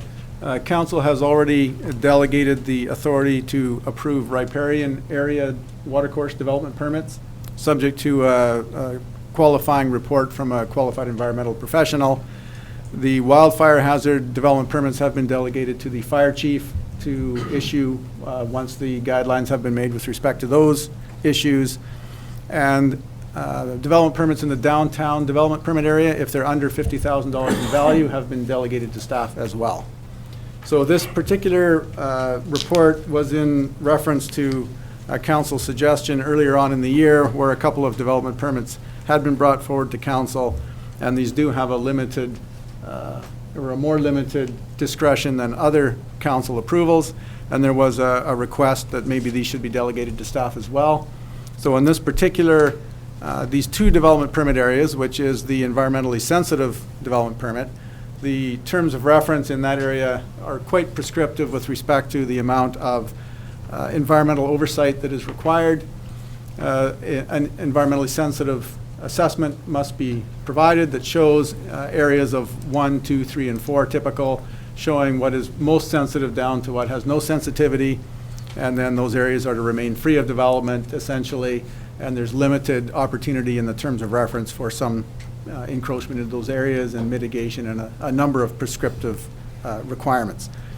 And once those guidelines have been met, in the opinion of the issuing authority, be that council or staff, then the permit is issued. If those delegations are given to staff and they refuse to issue a permit because they do not believe that the guidelines have been met, then the applicant can appeal to council to have it reconsidered.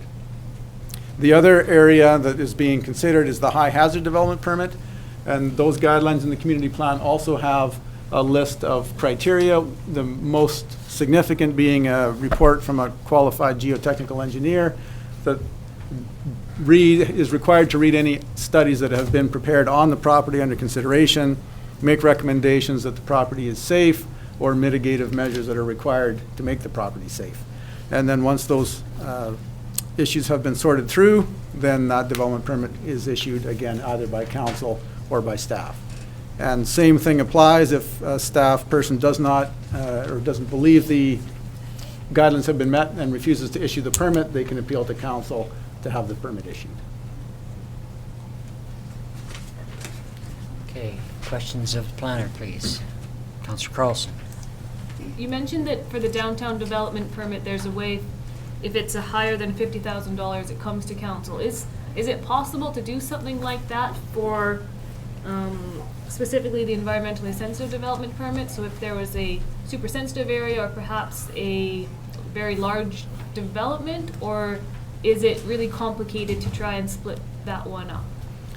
Mr. Mayor, there's a couple of options there. One could be for issues of reclamation, for instance. We have had 2 reclamation development permits that have come to council for consideration. Ones that are reclaiming or putting essentially areas back to the way they used to be. That could be something that's delegated. Or if council wants to put an area, so anything under an acre, for instance, or under 2 acres, or whatever criteria that they want, could be delegated to staff. Anything larger than that could be in council's domain. I think it would be difficult to say that extra sensitive ones shouldn't be delegated, because that's a very subjective determination, but something like size or a particular type of permit could be done for sure. Thank you. Councillor Barkwell. I think the last time you kind of explained the process, and if you could explain it again. You have to speak up, please. People in the back cannot hear. The process, if we were to go ahead with this, and I really don't think there's many people in the community that want to review geotechnical reports and comment on them, but the environmental assessment reports, a lot of people in this community have a big interest in that area.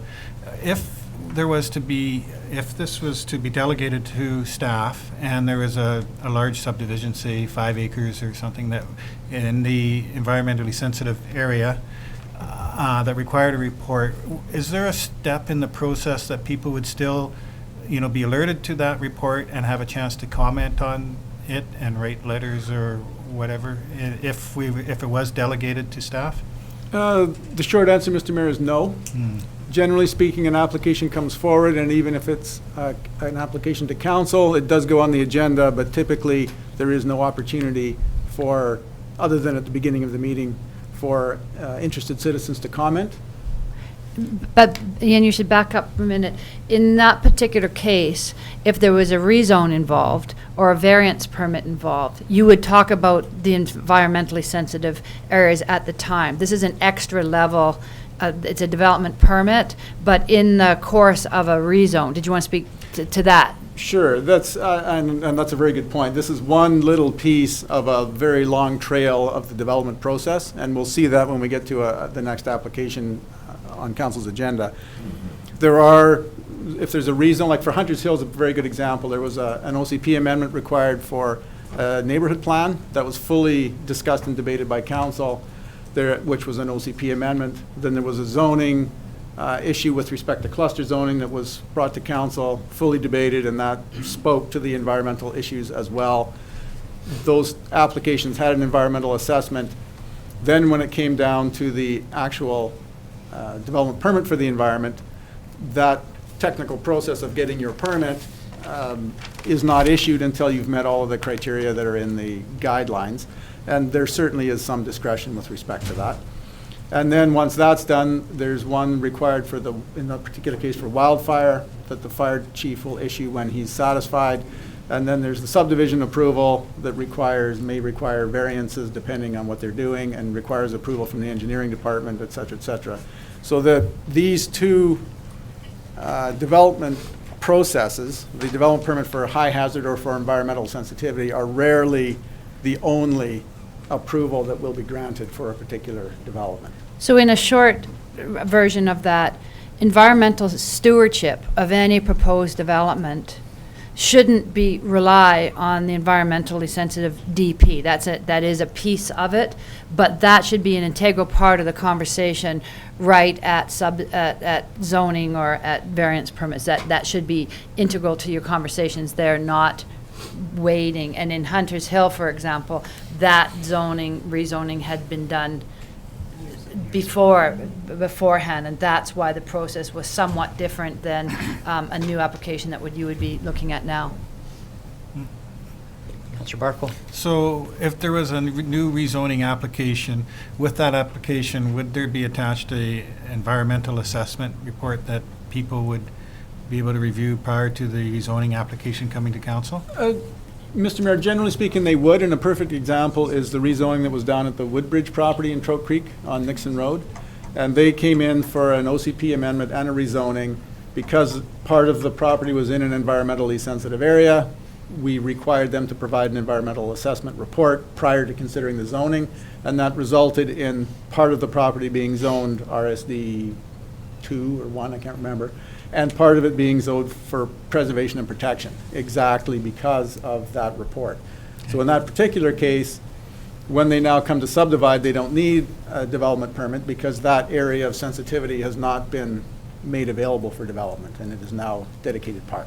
So just, again, for clarity, the difference being that at rezoning, council, they can hear input from the public, they can hear comments, they can have debate and discussion, and subjectively, you can decide that you want to have extra environmental assessment reports, or that you want, that you're not going to approve it unless these criteria that you determine are met.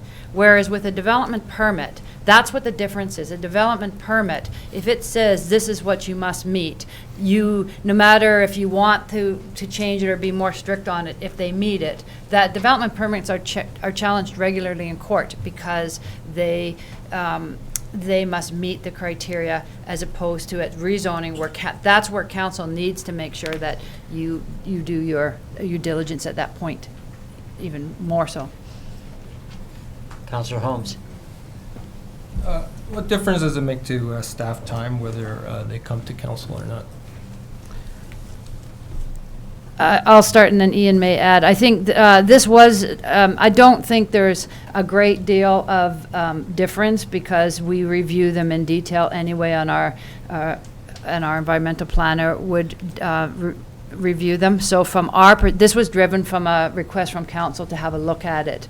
And it's not one, I mean, it is one of the few that legislation allows us to be delegated, but I don't think that there's a significant difference in time. It's more on the development side. It's usually an extra few weeks from the development perspective. Did you want to comment on that? The only other piece is that, and we'll see with the next application, is there often are 5 or 6 different applications that council will be involved with on any particular development. And so it just means that council doesn't have to hear the same issues debated 4 or 5 times on the same development application. But other than that, staff, it's not a big time saver. No. Councillor Peak.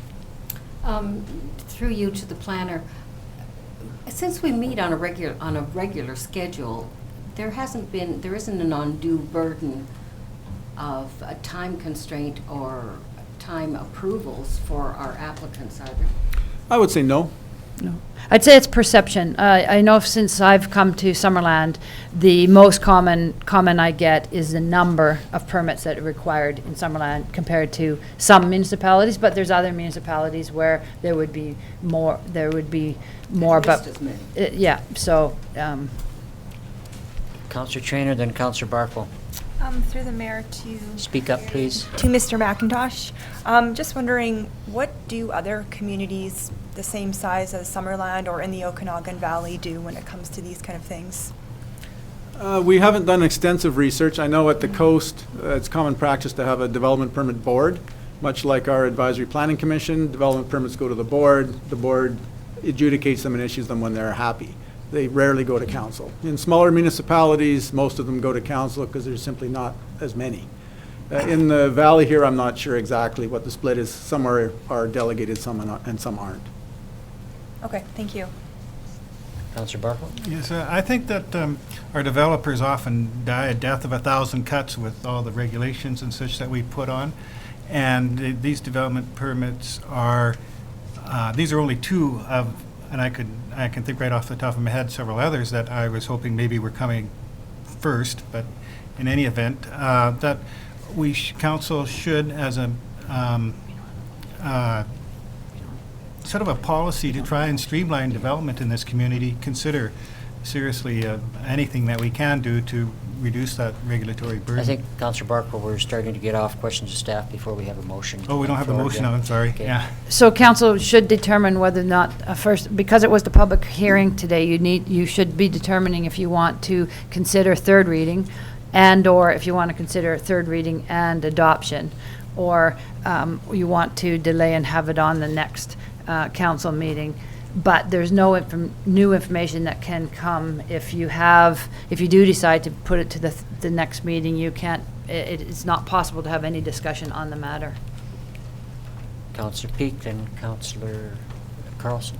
I'd like to bring the motion up because I want to speak to it. Okay, okay, go ahead. So I'll bring the motion that the official community plan amendment, environmentally sensitive development permits and high hazard development permits bylaw 2016-036 be read a third time, and that the official community plan amendment, environmentally sensitive development permits and high hazard development permits bylaw 2016-036 be adopted. Seconder? Councillor Barkman, okay, motion's on the floor. Councillor Peak. If I may, yes, thank you very much, Mr. Mayor.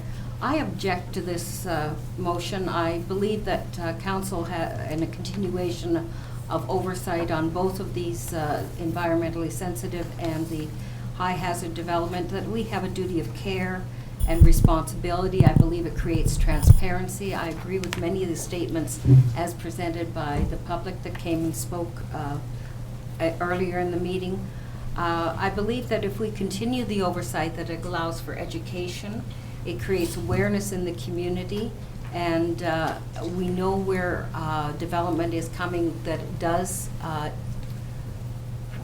influence or has changes coming with sensitively developed areas. I think environment is very important, and I believe that to be aware of where there are high hazard developments, if you have changes in council, both of these things are important for councillors to know.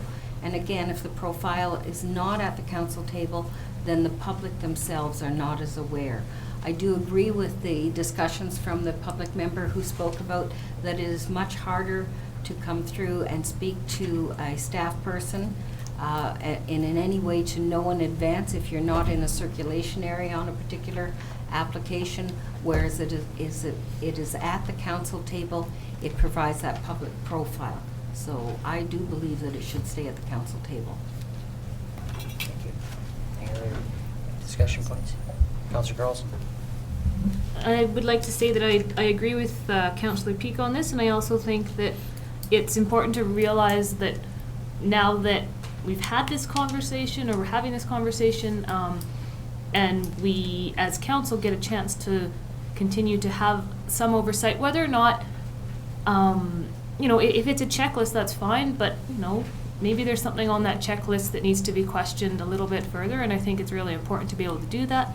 I also think that in the new year, we will have a new director of development services, and perhaps they won't be as familiar with all of the developers and all of the environmentally sensitive areas and what it is exactly that this community believes in and rallies behind and gets behind, and they may bring a different viewpoint to it. So I think that at least for the short term, we should continue along this path and keep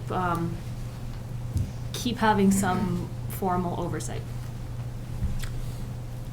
Councillor Holmes? Yeah, my opinion hasn't really changed in the last 2 weeks either. I think it's a question of transparency. Somebody said in the public hearing that council needs to be exposed to information, but really it comes down to the public needs to be exposed to information, and the best way the public is exposed to it is through council. So I think, I don't see any need changing. We did have some discussion in the last meeting about that staff could compile a list of all the things, development permits that came through, but that's just more staff work, right? And why? Good point. I think there's more to add to that as well. In Summerland, we're extremely fortunate to have public that are particularly tuned into the aesthetics, environmental concerns in the area, and given my concern initially with this topic was staff time, delay time perhaps getting the issue before council, creating any undue delays, perhaps leading into weeks or months with respect to what may happen in a community with any development. But I feel I've been assured by CAO and their planner that there is no particular concern in that area, even though the stringencies of these environmentally sensitive development permits involve a checklist that has to be met.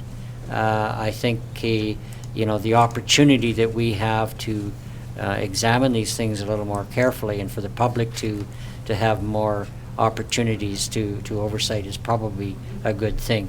As I say, my initial concern was the amount of time that it may take for staff if there was more time involved than was necessary, or if there was excessive time in getting any movement on projects, then I'd be concerned about that. But I think my concerns have been alleviated. Councillor Boo. Thank you, Mr. Mayor. When we first talked about this, I thought that it was kind of a good idea to keep things moving along.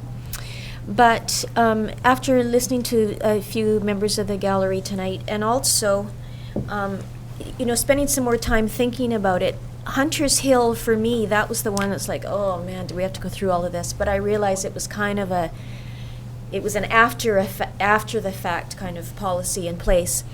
But we've run up against environmentally sensitive areas with our decision on the Cartwright Mountain Trail, rerouting of that, and certainly it will be forefront again if this current council ever gets able to talk about the West Prairie Valley lands. We know that there's some high sensitivity areas there. So I'm joining with my colleagues on the other side of the room. I won't be supporting this. Thank you. Councillor Peak. I'd just like to address, for the gallery's sake, that this council had no intention of bringing something forward that was thought to be through the back door to make a change for any application that's coming forward that we have knowledge of or we have on our tables at this point. It was merely a review, and staff was responding to the fact that we had been looking at ways of cutting the red tape for developers, as we will continue to do. But as you can see by the discussion, and we are lucky that we have public that came out this evening and took the time to speak to it, to give their thoughts as well. So I think the process is a good one, and I think to be recognized by the community that the discussion is there, but not to be thought that we were doing something in any kind of underhanded manner. So thank you all for speaking. Any further comments or discussion? Okay, all in favor? Opposed? Oh, I'm sorry. I wanted to do the opposite. That's why One should be safer. we'll start over. Right. Thank you, Okay, Mr. all in Mayor. favor? Opposed? Motion carries. One in favor. Motion is defeated. I'm sorry. Same problem. Gosh, the same, Negatives is same problem positive. Councillor Peak had. I'm sorry. Okay, motion's defeated. Keep us on the straight and narrow. Yeah, I know. Got me mesmerized the wrong way. Okay, 14.2. Mr. Planner. Yes, thank you, Mr. Mayor. This is the application with respect to 13610 Banks Crescent. It's an OCP amendment from agriculture to high-density residential, and a rezone from A1 agriculture to CD8, which is comprehensive development zone. And I just want to again note that this is the first time the application is coming to council. And I'll go through the process to date. There is quite an extensive approval process or a consideration process that is required for any bylaw amendment of this nature, and that includes 4 readings that must be passed by council, including a public hearing. So this is the first time that the official process has begun, is tonight. So having said that, the property or the land that is under the application is composed of 5 different properties located east of Bristow Road and Solly Road and west of Banks Crescent. and it is in the bowl that you can see as you drive down Solly Road on your right that looks through to the lake. The application is to construct approximately 380 units of seniors housing with a mixture of market housing, independent and assisted living, and accessory uses that would provide amenities to the residents, visitors, and staff of the facility. With respect to the, first of all, let me go through the process. There will be a number of steps. This is, as I said, the very first step in the process. And to bring you up to speed as to how we got here, the developers first approached staff in the spring of this year, 2016. They presented their idea to council at the end of April in 2016. They then held an open house in May to advise neighbors as to what their concept was, what their vision was. That was held in May at the IOOF Hall. An application for the rezoning was received in May of this year, and that's when staff started to review the process. Letter to the applicant with questions and the studies that we required to adjudicate the idea was sent in June. Information was received from the applicant in response to our letter in both July and August. A letter to the applicant commenting on those submissions were sent also in July and August. Council visited the site on a little bus tour in August to familiarize themselves with the site on the ground.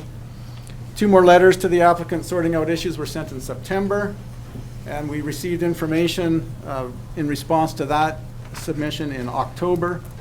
An Agricultural Advisory Committee meeting was held October 21st. The Advisory Planning Commission meeting was held October 28th. The staff report was developed, and here we are now today with the first official presentation to council. So once the, assuming that the OCP rezoning application goes forward, should that be adopted after the 4 readings and the public hearing, there is a high hazard development permit that must be issued to the site as part of the site falls within the red zone. There is an environmentally sensitive development permit that will be required as the steep slopes surrounding the site are in the environmentally sensitive development permit area. There will be a multifamily development permit required for any site that is zoned for multifamily development. That's a form and character permit. There may be development variance permits depending on the level of servicing that's required in the different locations and surrounding streets. And once all that is through, then they can apply for a building permit. So again, this is the first step in the very first part of this process, which is the OCP and zoning, which essentially is to determine whether a change in land use is warranted for this site. So as you can see on the screen, the site is currently designated as agriculture on the official community plan, essentially surrounded by low-density residential single-family development, with the exception of a park that is located to the north of the site at the top of the bluff. In the official community plan back in 2008, there was a Lower Town strategic plan done that identified the site as potential residential. That was done in 2008 and remained the same through the 2014 amendment. There were no changes made there. Currently, the property is zoned A1 agriculture, and you can see most of the surrounding property, residential property, is zoned RSD1, which is our single-family residential zone. Again, there's a piece of parkland to the north and an area of preservation and protection that represents the trout hatcheries, a water source to the east. In the OCP, there's a number of policies that speak to the high-density residential designation, which is what the application is to amend the official community plan. And it suggests that higher density development should be located along major transportation routes, restricted to areas close to the downtown core or lower town. And the designation is intended to accommodate multi-story apartments and townhouses, offering residents a compact neighborhood with integrated uses and facilities. And densities should be above 60 units per hectare, which is 25 units per acre, and accommodated with a functional site plan and attractive architectural design. So in this particular case, the density that they're proposing is about 59 or 60 units per hectare over the entire site, or about 130 units per hectare if you only consider the development footprint that excludes all of the environmentally sensitive area.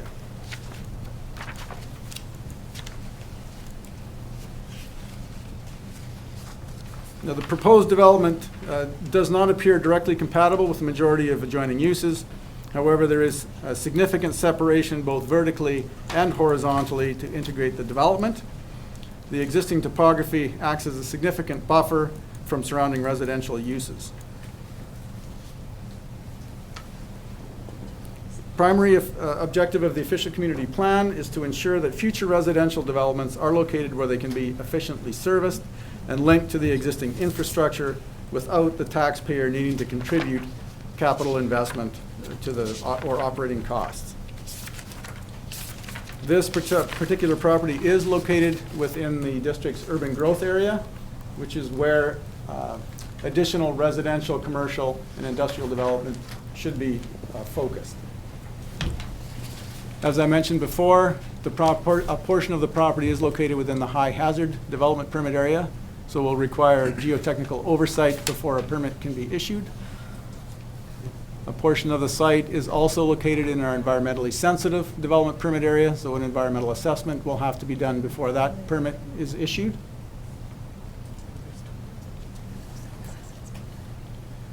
That is the site there, and the proposed development footprint is shown on the screen there, and I'll show you some closer images of that in a moment.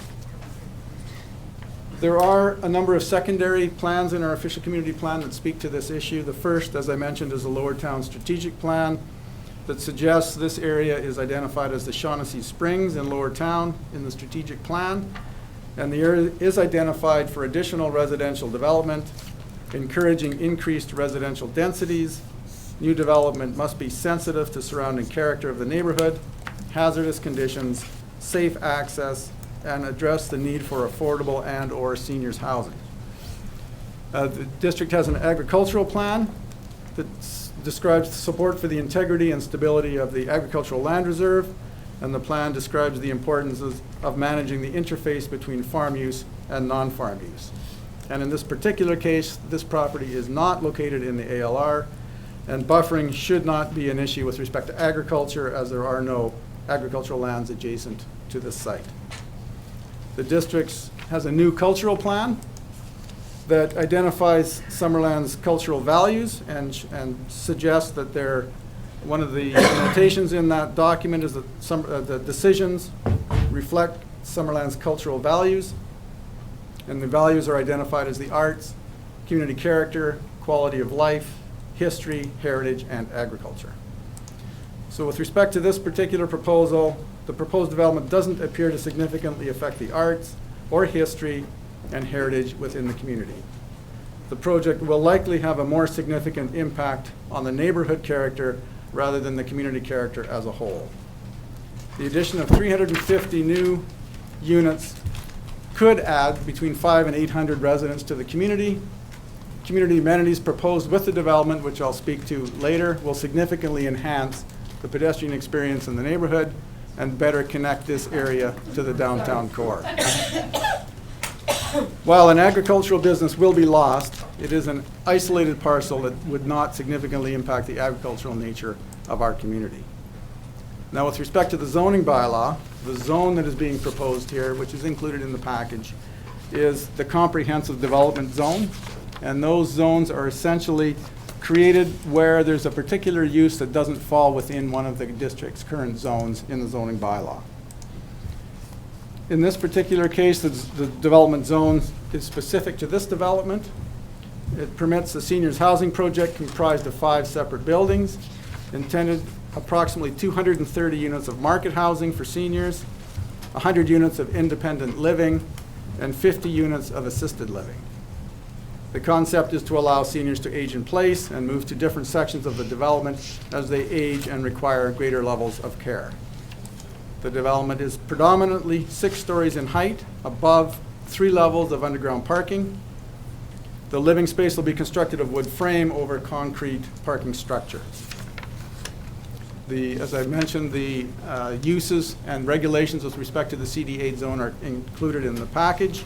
I'm not going to go through all of those unless council requests me to do that. But essentially, the development allows for apartment on lands having full urban services, group home major, which is the care component of the proposal. And secondary uses include childcare facilities, a dining room, recreational services, health services, wellness services, personal services, which include hairdressing, etc. And those uses are only for amenities for the residents, staff, and visitors. They're not intended for the general public as a commercial use. With respect to site considerations, the predominant issue there is the geotechnical hazard, and a preliminary geotechnical report has been submitted, and a more detailed one will be required at the high hazard development permit stage of the development. But the preliminary report confirms the property can be developed for seniors housing, and that it is safe to do so. There were a number of drilling test holes done, and a full geotechnical report has been received. With respect to hydrogeological, which is the movement of water under the ground, this was a significant consideration because this property is directly above the water source that feeds the trout hatchery in Trout Creek. So a study was done by a hydrogeological engineer that was submitted with the developer, and it was suggested that the potential flow quantity in Shaughnessy Springs to be negatively impacted by the proposed development is considered to be low. This report was forwarded to the BC Freshwater Fisheries Society, and they had their own hydrogeological firm review the report. That was by MDM Groundwater Consulting. And they have, in their report, commenting on the first report, suggested that there will be no potential impact on the water source with two provisions. One, that the development will not either withdraw groundwater, as in drill a well, or disperse water into that underground aquifer. And secondly, that no storm water collected after the project has been constructed or through the construction phase will be dispensed into that water source. So all storm water during construction and following construction has to be piped away from the site, and there are a couple of options to do that. With respect to the ecological values, a preliminary environmental assessment was also prepared and submitted with the development. Again, that is a preliminary one, and essentially the only part of the site that's being disturbed is the vineyard, which is deemed to be lesser environmental sensitivity than the surrounding slopes. And again, a further review will be undertaken with the environmentally sensitive development permit application. With respect to site servicing, the proposed development will be serviced with water, sewer, and electrical. And some upgrades to these utilities will likely be required. However, the extent of upgrading is not known and won't be known until building permit drawings have been prepared and more detailed work is done on the actual buildings. At this point, the developer has proposed a significant amount of study, both architectural, geological, hydrogeological, and site servicing, and it is appropriate to determine whether this land use has merit before we send them off to do any further study. With respect to stormwater, there are two options. The first being collect the stormwater and release it into the water source above the fish hatchery. That one has been discounted due to the concerns from the fish hatchery. The second option is to collect and release the stormwater there's two options for that. One is at the storm system in Hill Crescent, and the other is in Gowan Street. And at this point, it appears that dispersing that to the Gowan Street storm system is preferable. With respect to traffic, primary access to the site is down Solly Road, again turning right on Latimer, to Banks Crescent and into the site. Again, a traffic study has been submitted, noting, and I don't know if I'll go into the detail here, but it was counted on a day in July. They've got thresholds there that they don't believe were met, and their traffic engineer is suggesting that an extra 118 trips in the AM peak hour and 142 trips in the PM peak hour are completely can be accommodated on the roads as they are. The report does not speak to Latimer Avenue particularly, and staff are suggesting that the intersection of Solly and Latimer should be upgraded, and the Latimer Avenue from Solly to the development site should also be upgraded. It is noted that the property also has 220 meters of frontage on Bristow Road above the site, which is in this location here. which it doesn't provide access and doesn't particularly impact the site with respect to road. However, it is a frontage that is subject to improvement in the subdivision development bylaw. With respect to fire safety, which has been an issue or been brought up a number of times, the predominant document with respect to fire safety in BC is the BC Building Code. And that has a very thick document that specifically deals in a significant amount with fire safety. So any construction on the site is going to have to satisfy the requirements of the BC Building Code. And in addition to those minimum standards in Summerland, we have a BC Building Code Fire Life Safety Bylaw, which has additional fire safety requirements above and beyond what's in the BC Building Code. And where buildings are multiple story, they have to have a room on each floor that has fire equipment in it, so when the fire department gets there, there's equipment for them to use. It is recognized for sure that in a rezoning of this magnitude that will add potentially 380 dwelling units to this neighborhood will impact the limited amenities currently enjoyed by this single-family residential neighborhood. That just shows the contour lines and the geomorphology of the site. I'm trying to catch up here. There's the site plan shown at a larger scale with the 5 buildings located essentially over top of the vineyard that's there now.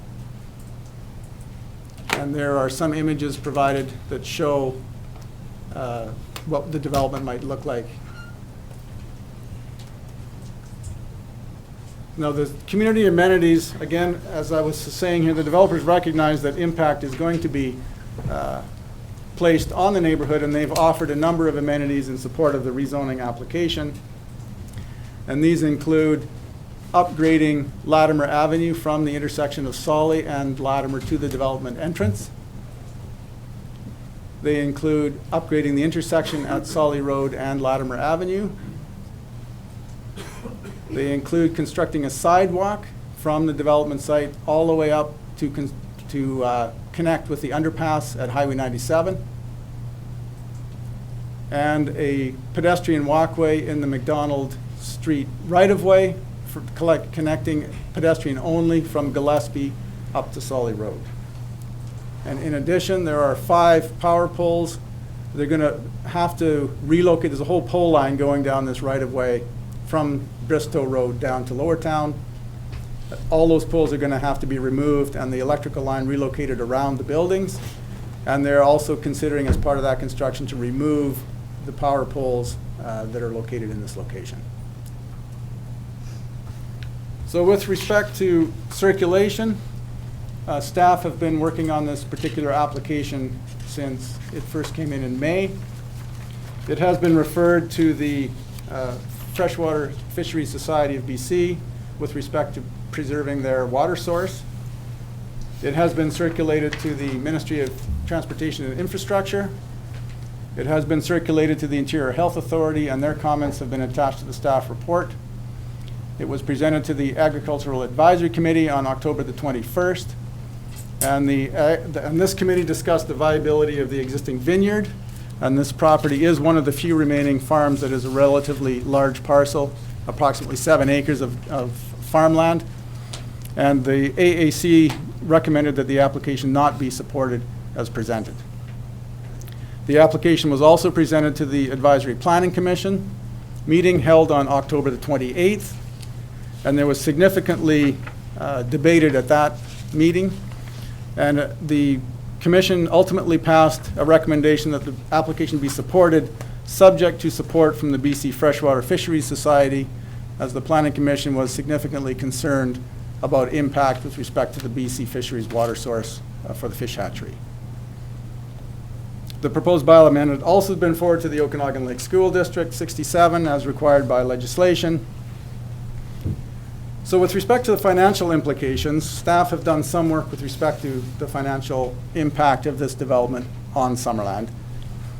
And it's noted that any upgrades to the water, sewer, or drainage facilities will be required as a condition of building permit and have to be installed by the developer to service their development.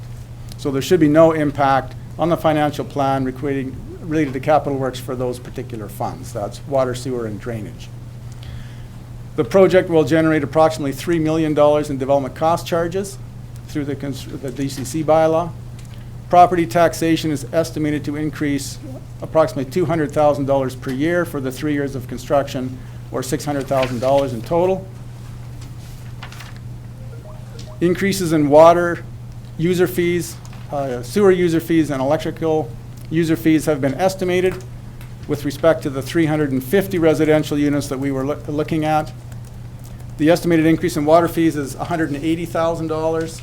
Sewer fees are $100,000, and electrical fees retained by the district would be about $120,000. And there is also likely to be significant increase in employment to operate this facility. So that concludes my overview of the presentation, and the developer is in the gallery and has a presentation as well. Thank you, Mr. Platter. Developer like to come forward, please? Thank you.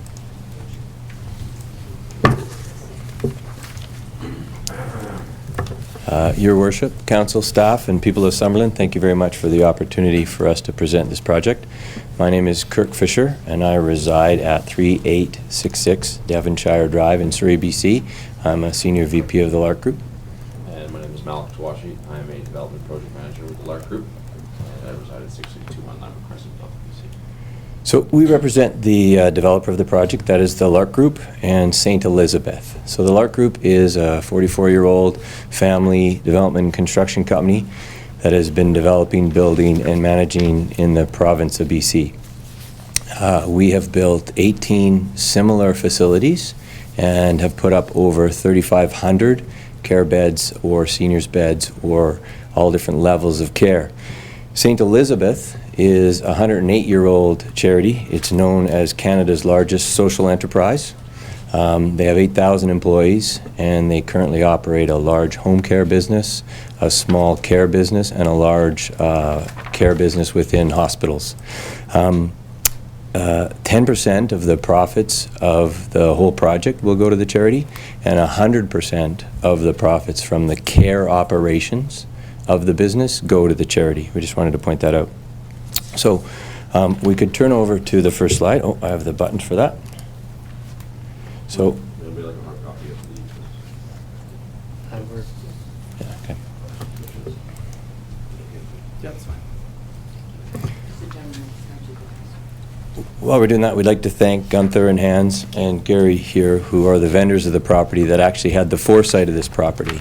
They were the ones that originally planned the concept of this being a seniors community and brought it forward to various developers to see. And Gary is here tonight if there's any questions of the vendor.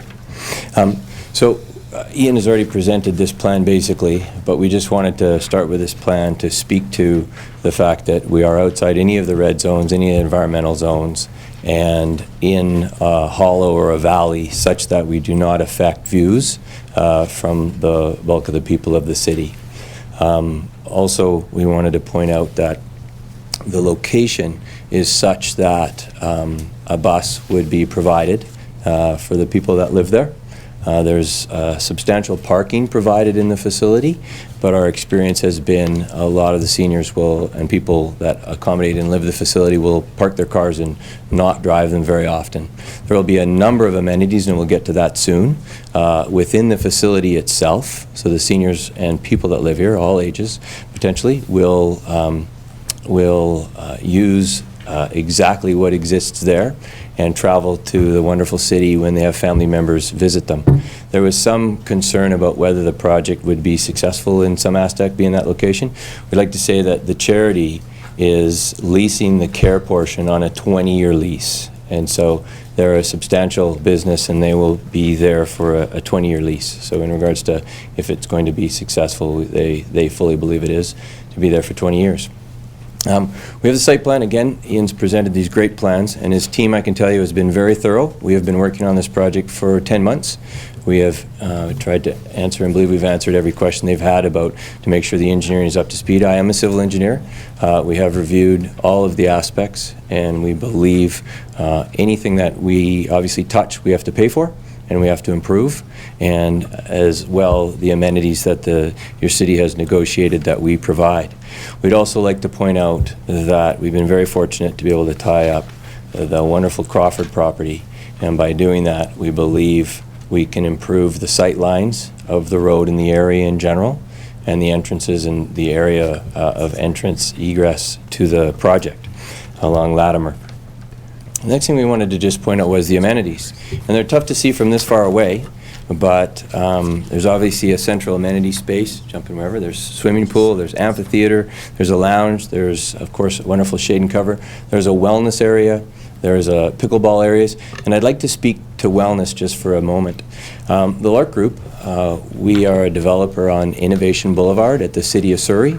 We've been fortunate enough to partner with Dr. Ryan Darcy, a leading neuroscientist, Canadian neuroscientist. He's created the concept of brain vital signs, and in our care facilities we bring a huge content in regards to innovation for seniors.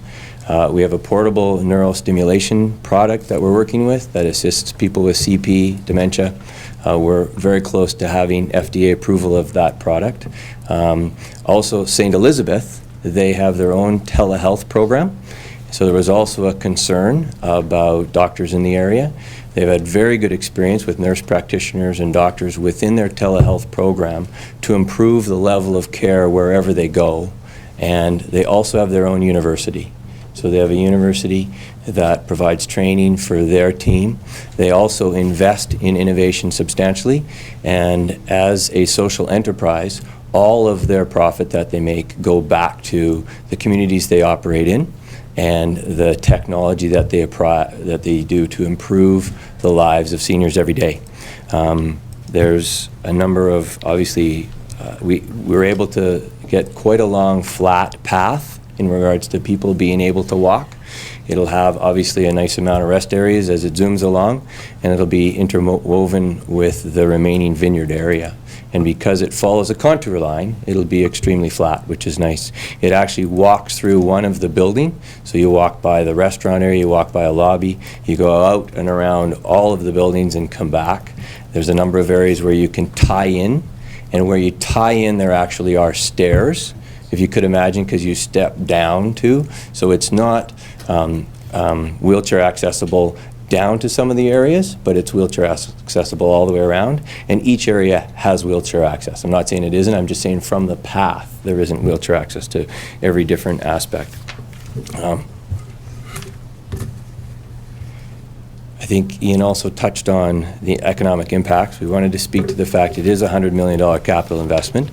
Please keep in mind that this could be over 5 years, could be over 3 years, could be over 7 years, depending on how long the sales take. So the first phase that will start is about 130 units that is leased by St. Elizabeth, and that is independent living, assisted living, potentially complex care, potentially memory care. That project will commence. The other phases, which are 3 different phases, will only commence as pre-sales happen. So as people want to move to the community, or as people want to downsize in the community, then phases will commence. That ensures the product is sustainable over a longer period of time. Of course, there's 200 to 300 local construction and engineering jobs over the 3 years. We have used all local consultants to date. We are our own construction company. When we come to communities like this, we make sure we use a local team. We recently were successful in Newfoundland, and for a similar care facility type of project, and we had partnered with all local people. I'm not saying necessarily they will come from Summerland. I'm sure you guys know there's not a huge construction content here, but from the interior there is a huge construction content. The next thing is there's 75 to 100 full-time equivalent permanent jobs upon completion. And that's quite an estimate at this time, because the final phase could be further care, could be further independent living, could be further market housing, depending on what proceeds as the most successful. That represents $2.75 to $4 million in jobs after completion. We wanted to point out again, there was some issue or concern about whether there was any costs to the City of Summerland. All costs for the project infrastructure are of course paid by us as the developer. And there are substantial DCCs paid by the developer, and also there's over $1 million in infrastructure upgrades. There's an estimated $375,000 to $500,000 of annual property tax revenue, again, depending on which use is done in that final phase. So I think we wanted to speak about the concept of Summerland in general. So I'm sure everybody knows here that you guys were chosen the top 5 in all of BC for seniors to reside in. As the wonderful constable presented, he plans to retire here. So you're top 5 in the province in regards to who wants to move here. We've seen that in our other experience. We worked in Parksville, and we developed a similar project in Parksville. We worked in small communities in Victoria and developed a similar project. And those locations also had a significant demand of people wanting to move to those areas. So this project provides the ability for Summerland people to retire and age in place, for new families to come potentially, and of course for people from outside of different provinces to be here. We wanted to speak to also the geotechnical testing. As Ian has pointed out, all of the tests have already been completed to date to this stage. They've all passed. There's been no area of concern in regards to the stage that we are at now. And we'd also, at that point, like to say we've already held one public information meeting. We'd be proud to hold a second public information meeting. As we said, in our 18 other communities that have been approved, there's always been some concern from residents, and usually after we've been able to get more information out, the concerns have been alleviated. I'm not saying we'll accomplish that, but our goal will be to accomplish that. Our goal will be to talk with everybody that's there. On our last public information meeting, continued on for 2.5, 3 hours, and it was great. There was great input. We used that input to shape the project. There still is absolute time to shape the project from the next public information meeting that we had, if we're able to move forward, which obviously happens before public hearing and before other steps. And so we're used to that process. We're excited about that process because quite often it's just a lack of information that people are more scared about than anything. So we'd like to bring that information forward. When we spoke about market housing, independent living, and memory care suites, we wanted to speak about that age-in-place concept, that aspect of this being an absolutely fantastic setting for people to live in. We obviously do a lot of work before we pick a location because it's expensive to start down a path. We've had a feng shui review of the site, as an example. Presents very great feng shui for the people that will be living in the facility. We've had St. Elizabeth, their CEO and Senior Business Development Manager, has actually flown from Ontario and toured on a 2-day trip the project and the site, and we're very much in support of the project, which was quite wonderful. And again, they're of course signing into a 20-year lease of the project.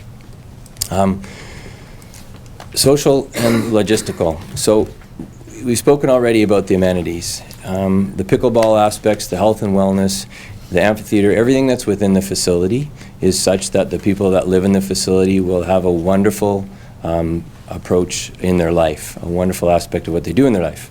There will, as we said, there'll be a private bus, as all of these facilities do need to get to the drugstore or the shopping center or go for a coffee when their parents come or their siblings come, and that type of stuff. We wanted to point also the forecast of the traffic, because traffic is always a major concern, and our experience has been in our 18 neighborhoods that the traffic of a care facility is obviously far less than the traffic of even a single-family residential development, things like that. And so the traffic has already been tested and been through and looks fine. As we also said, because it's in a very hollow, none of the buildings protrude above the top elevation of the bank, so there's no aspect of anything blocking views. It doesn't stand proud of the bank, which we're quite excited about, the fact that it sits in that hollow. For one thing, it's a great place to collect energy, and it's a great place for people to live, and it doesn't block people from the area. We also are going to do great architecture to have the place blend into the hills and the rolling hills and the fall colors. We were there just recently, and the colors of the trees are fantastic, and the architecture will match those colors and those trees, and it'll have a feel of the area. We think that's an important aspect, A, for the seniors, and A, for the people living in the area. We wanted to just touch quickly again on telehealth. So one concern is, can there be enough doctors in the area to deal with the people moving to the area? So St. Elizabeth, as a 108-year-old charity, is absolutely committed to seniors' health. That's their number one goal. Their actual thing is creating happiness every day, but their number one goal is seniors' health. So their telehealth program, they've recognized in all the communities they have been, there's always a potential lack of GPs in the community. So they've put together a telehealth program such that anybody within their facility can get the care that they need through a telehealth program and get support further as required. And so they provide a better level of care through that. So just in summary, we wanted to point out that we would be pleased to hold a second public information meeting to resolve all questions. 10% of the profits do go to St. Elizabeth, the charity. 100% of the proceeds from the AL and the care facility operations go to the charity. Again, we've developed 18 successful facilities. All engineering aspects and environmental issues have been resolved to date, and we commit to pay all of the costs to resolve them further. No viewer traffic issues. $1 million of community amenities, substantial economic benefits, and we hope Summerlanders have a place to retire and remain in Summerland. Thank you very much for our time here today. And as I said, we have Gary here to answer, and we have our Development Project Manager, Malik, to answer if there's questions. Thank you. Councillor Peak. Thank you very much. Yes, I have a question. You talked about St. Elizabeth, and I didn't get to catch it all, but social Enterprise. dollars go back to the community? Yeah. So as an example, their big kick right now is hospice or palliative care. So they're in the process of funding palliative care in different communities that they operate in. They gave $15 million last year from their financial statements to various charities within the communities that they operate. So they haven't committed what they're going to do in Summerland, but the proceeds that they make as a not-for-profit and a social enterprise go back to areas that they operate in to provide services that they have determined are needed in that community once they land in that community. And often that's been hospice. If I might ask a supplemental. They do training of care aides, et cetera.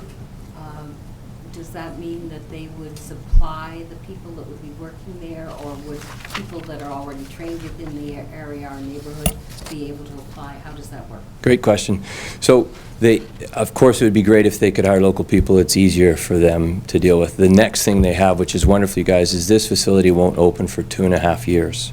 They will immediately land with their St. Eliz, which is their program, to work with, and they speak to people to say, will you apply? Can you take this 1-year course? Can you take this 2-year course? They support them. The other thing they're doing, and this isn't finalized, but the goal is they believe they're going to have to buy a few of the units in case they do need, so 5 units or something, in case they do need to have more people locate here than there's necessarily accommodations for. But in general, they have 2.5 years of planning to put together the team that they need. Locally is, of course, the best, then to train locally, and then next is to bring people if required. Thank you very kindly. Thank you. Councillor Booth. Thank you. I understand the CASA is primarily for seniors and seniors care. At some point during your presentation tonight, and I thank you for that, I wrote down all ages potentially. Mm-hmm. Yes. Could you expand on that a little bit, please? For sure. The reason I'm asking this question is because I think that part of health, regardless of what your age is is to have interaction between various age groups and different age demographics. So that's why I'm asking this question. If you could expand, that'd be great. Thanks. Definitely would love to answer it specifically for this project, but I could speak to two other things. We have put in 2 daycares in our different 18 care facilities, and they've been wonderfully successful. We haven't specifically planned if there'd be a daycare. We don't know if there's a demand for daycare in this area.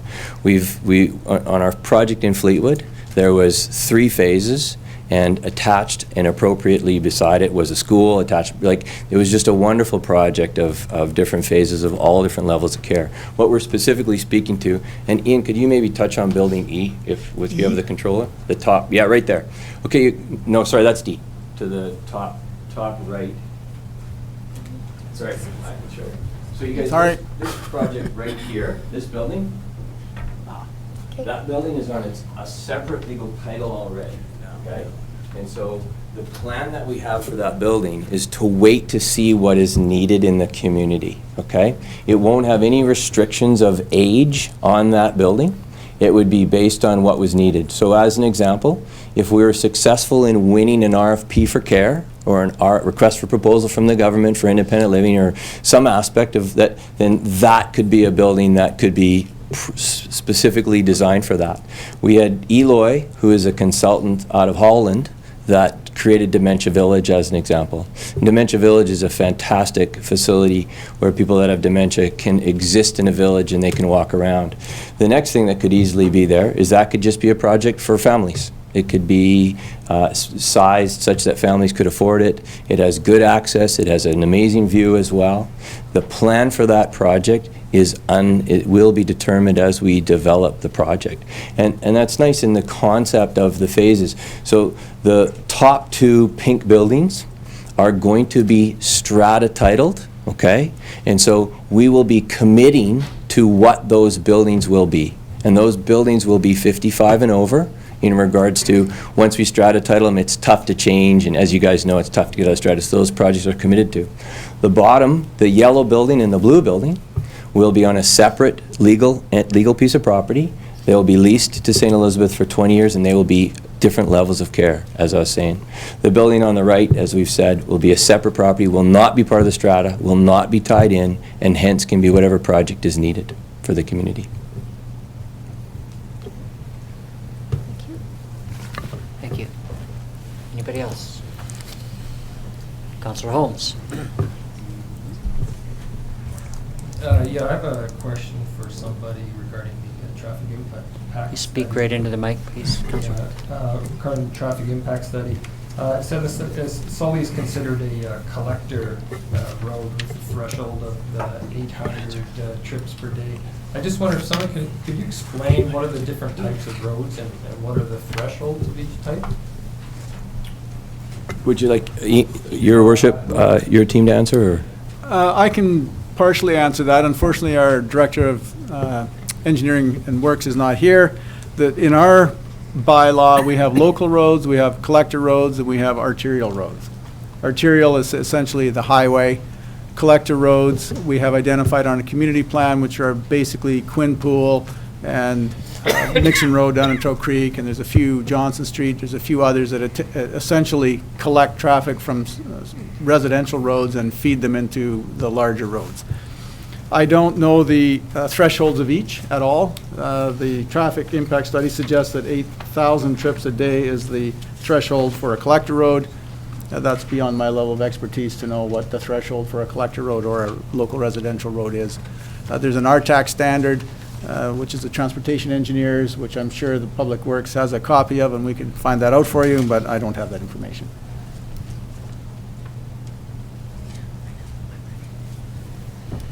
Councillor Peak.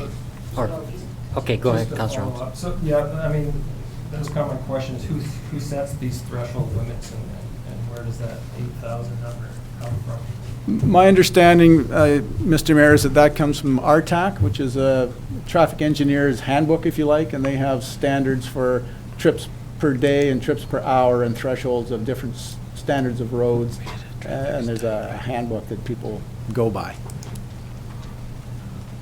Councillor Peak.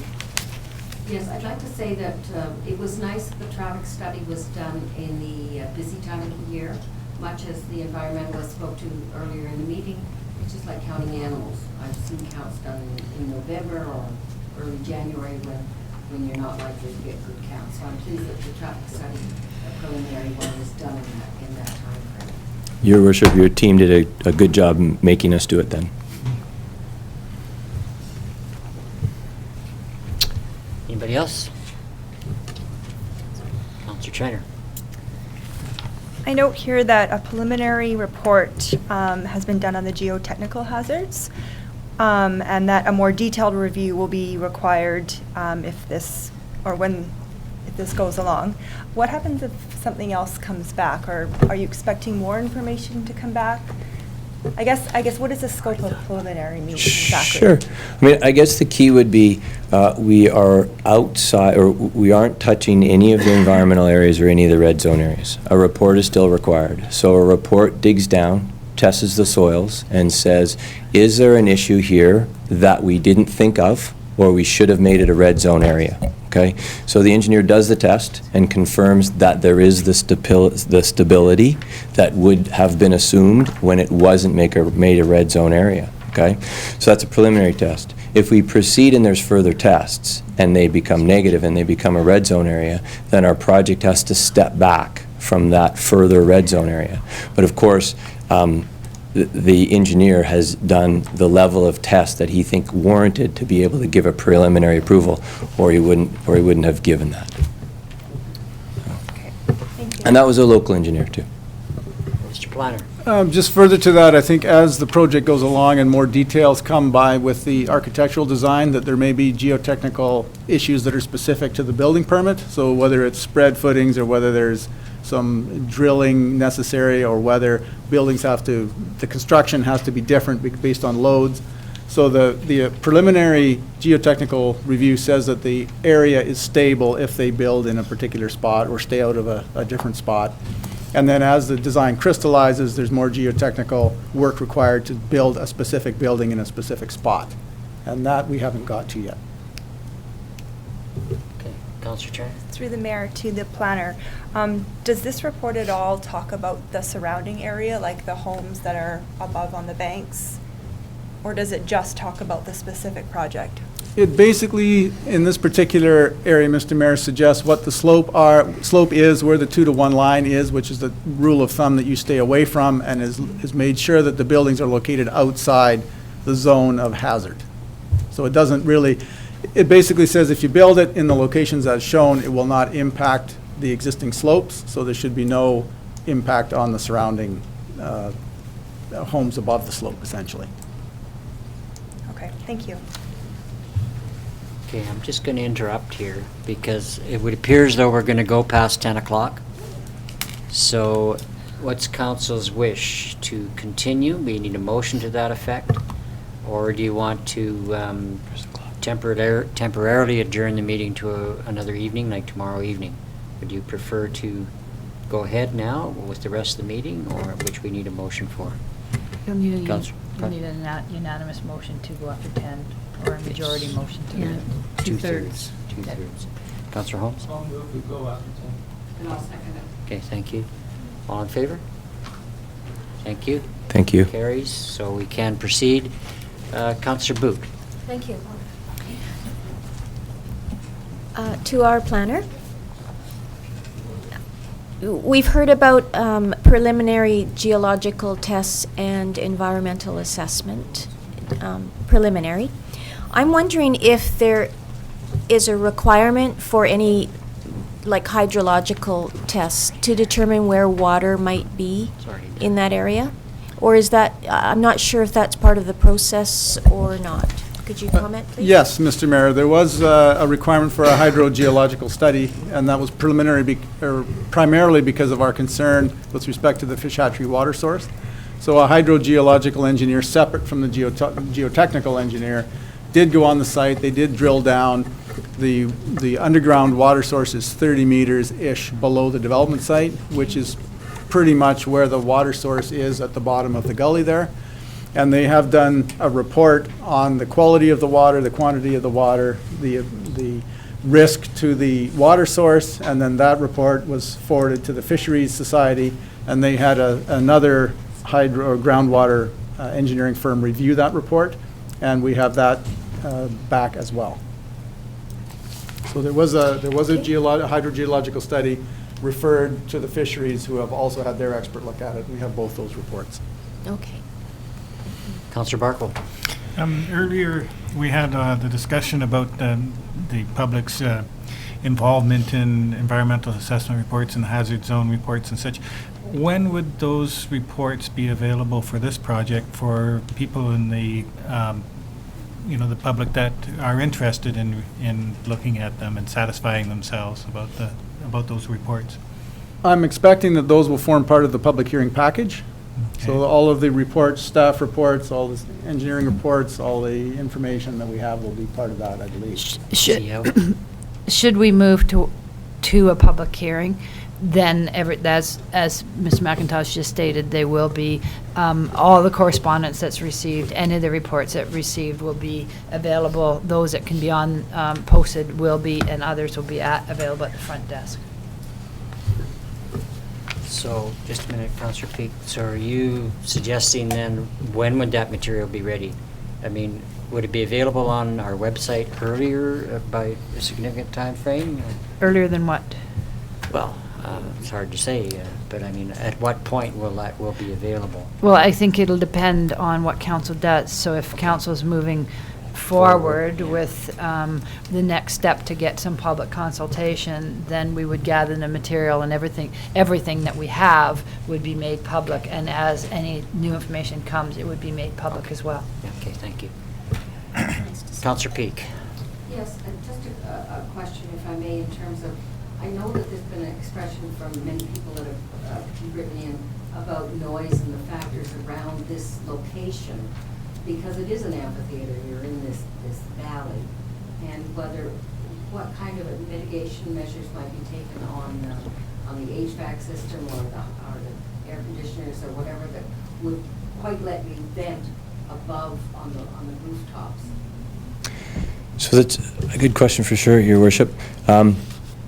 The concept of development these days in construction, of course, is absolutely minimal noise with the lead and with the aspect of the quality of care that's provided within a facility.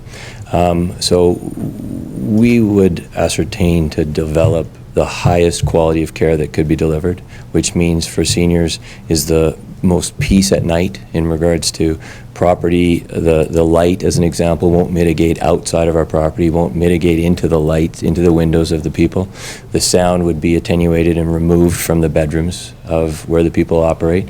And we could give good examples of that to Your Worship's team in regards to how we've developed. Malik could maybe speak to a project that we did for the Baptist housing. Yeah, I'd love to. So we just recently completed a project with exactly that concern. We had completed the project, and there was a number of concerns from the neighboring community that the HVAC system was in fact quite. The comments was that the HVAC system did produce some additional noise than was there before. So having learned from that experience, we engineered several different types of sound attenuation devices to go on the HVAC system, and we had the whole system down to a point where the noise from a passing car was in fact louder than any sound we were making from the HVAC. So we've gone through projects where we have bring that technology and that's those solutions, and we'll be bringing those forward here.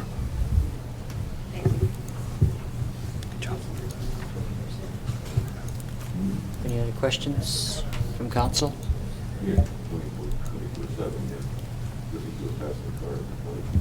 Excuse me, sir. Okay, council, you have some additional paperwork in front of you that may suggest potential movement forward. I think the suggestions there are that we only, the only thing we would, the suggestions of the paperwork in front of you is that we would just go with a first reading at this time and then move towards a public information sessions. Do you have anything to add, CAO?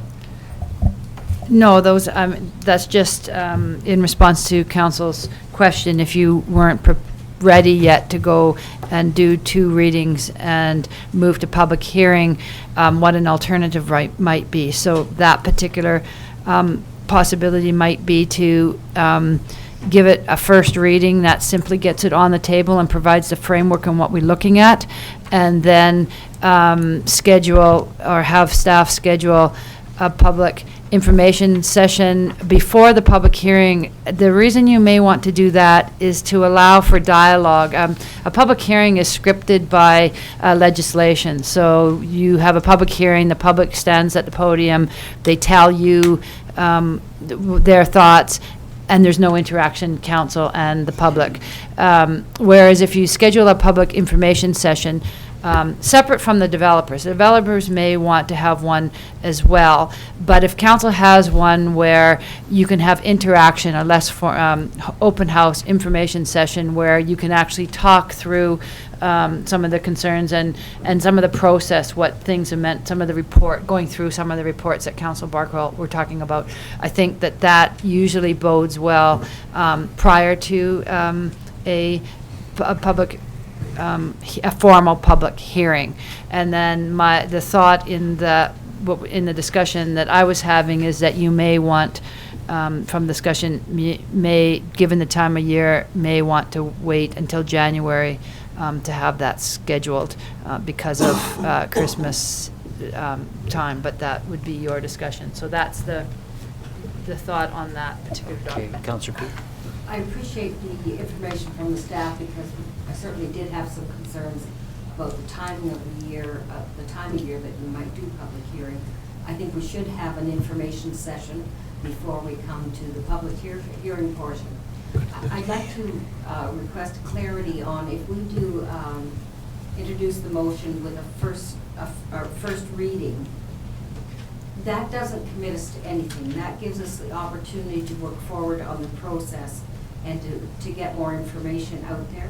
That's absolutely correct. That's no different. It's even less so than the one that you did today where you actually had done 2 readings to it and then had your public hearing and then didn't proceed any further. First reading is even less so. You can change, at second reading, you could fundamentally change the something in the bylaw without having to repeal it backwards. So it just puts it on the table so that you understand what it is that they've made application. You're either going to do first reading on the application or you're going to deny the application altogether. So you give first reading and it allows discussion to start on that then. Councillor Peak. If I may, subsequent then, I would like to see us do a first reading. I would like to see us request to have an information session. And I would like to encourage the applicant to also have an information session. And I don't know whether they might occur at different times. In my role after 19 years, I'm working on a council. I can see where people would accuse us of doing information sessions during the December season when people are distracted and busy. I might suggest that we would do our information session in January so that it would allow the proponent, the developer, to do his information session maybe in December, and that you all could have some chance to discuss whatever happens there, and then have a chance to come to an information session from us, the district, with further thoughts or questions. And that would just be my suggestion as a councillor to move this forward. Councillor Barkwell? Yeah, first of all, I agree with Councillor Peak in that respect. A question for our CAO, what would be the advantage of having a developer information session and then a staff information session, and maybe perhaps making people come out to 2 meetings rather than perhaps a joint one? Yeah. Typically, on large developments, you run the risk if you hold it at the same time that you're advocating for the developer if you're having it at the same time, when really what council's wanting is to just have the dialogue based on your own process. When the developer meets with the community, they're talking more like, why are you choosing to do it 6 stories? Why are you tell us more about your company. What it's more about the development itself. When the district has their information meeting, it's talking more about the process-related things, or, you know, how we can be assured that building code issues are going to be regulated, or it's a different type of questions, and I think that makes a lot of sense, that if the developer was thinking of potentially doing another one very soon, and then council initiated one in January with a public hearing to follow shortly after that, just to give people the ability to get clarification on their questions before formulating what they want to say at the public hearing. For sure. Councillor Booth. Thank you, Mr. Mayor. This is also directed to our CAO. After perhaps the developer's information session and then the district's information session, it has to go to second reading before the public hearing? No. No. You can have your public hearing after first reading. Okay, thank you. Yes, Councillor Holmes. I don't want to question the proponent's good intentions, but I don't know where we fit this into the process, but I think we need to have a philosophical discussion, council here, about, is this a development we really want at this location?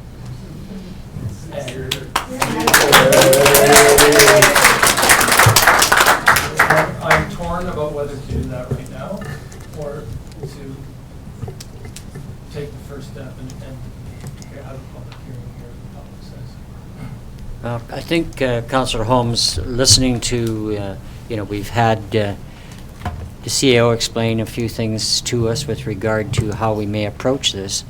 And I think the idea for clarity and information, I think the public deserves to have a full information session. Certainly, let the developer do what he wants to do with respect to an information session. But I think we need a lot of clarity around the various kinds of reports that staff can bring to us, and that the public can question us on in a public information session. So I really think we need to do that, and some of the concerns you have, perhaps, and that the public has, may be addressed during that process.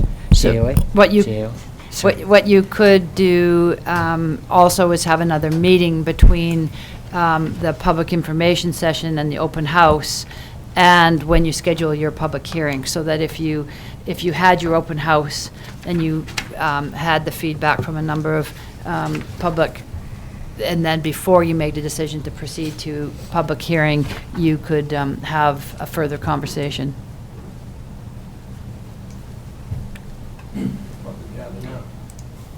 Well, I think I'd prefer to move ahead and go as the CAO suggested. Any comments by Councillor Barkle? Yeah, just on the topic, I think that we can't really have a informed discussion without having the information sessions first, and there could be many things that come out of this that would affect and influence that discussion. I think, Councillor Holmes, I think I'd like to get a motion forward. We are dealing with things without a motion on the floor at this time.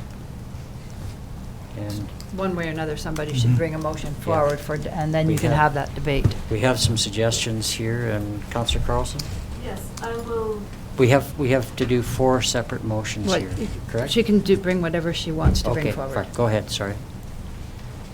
I will move that the official community plan amendment to 13610 Banks Crescent bylaw number 2016-042 be introduced and read first time, and that staff be directed to schedule a public information meeting in open house in January 2017 to provide an opportunity for questions and clarifications regarding the process for the proposed development prior to a formal public hearing, and further, that a public hearing be scheduled after this information session.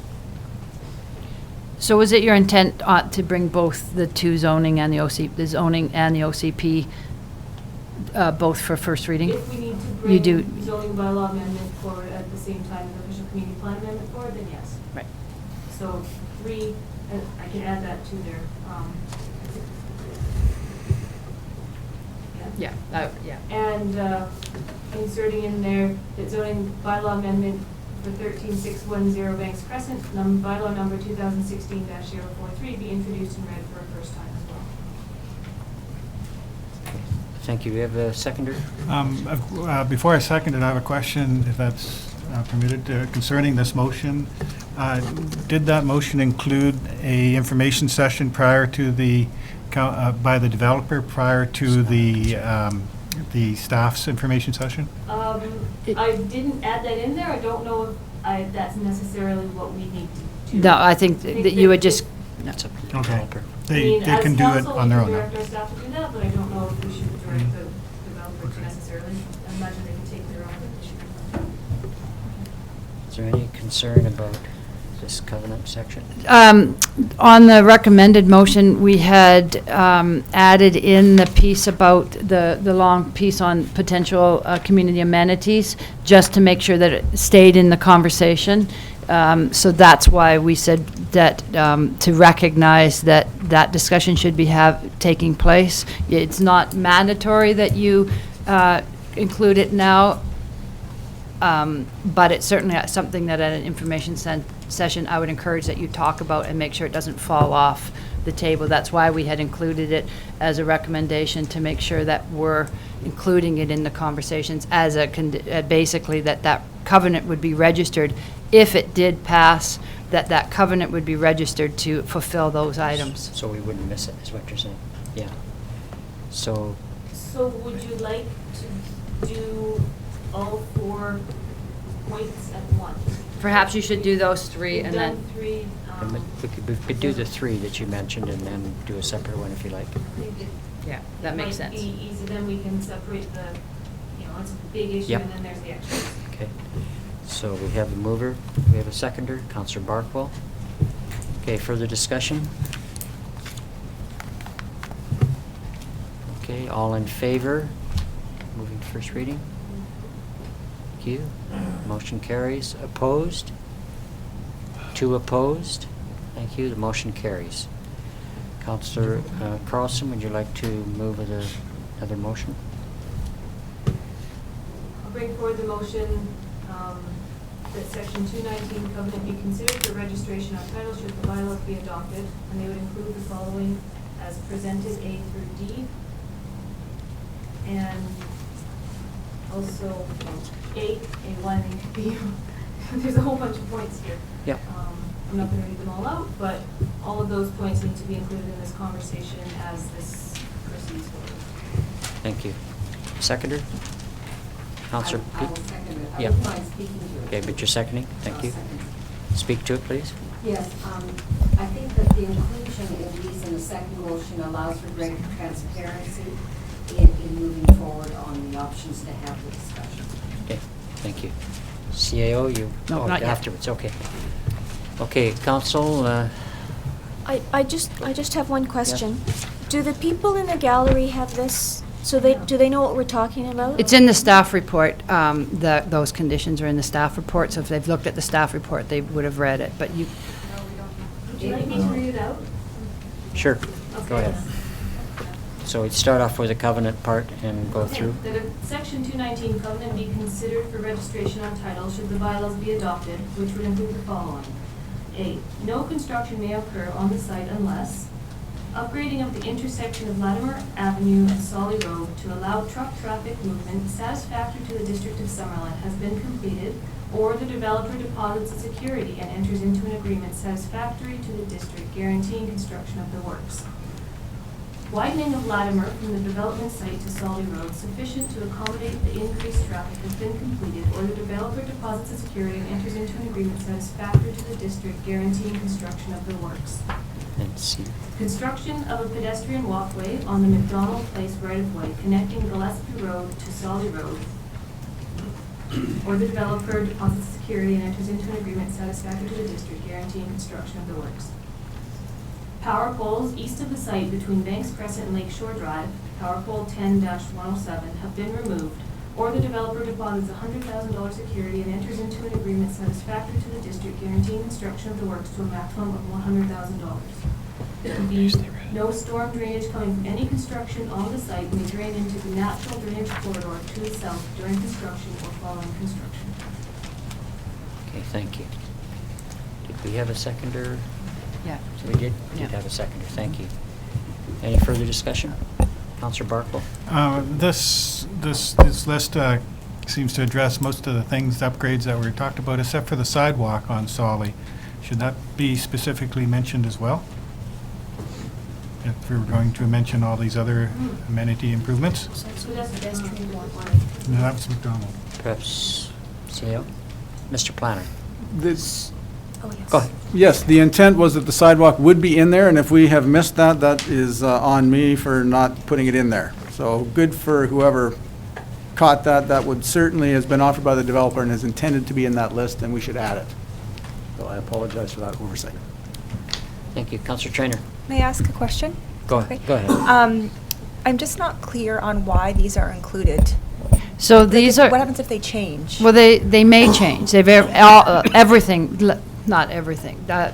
After first reading, much can change or fine tune. Okay. But these are the amenities that in discussion with the developer, they have offered to do as part of the development. It is important that if this proceeds and the bylaw ultimately is adopted, that a covenant is registered on title at the same time that the bylaw is being adopted. So it should form part of discussion so it's just, again, providing a clear framework when you go into public consultation or public meeting to make sure that it's recognized what we're talking about at this juncture of time.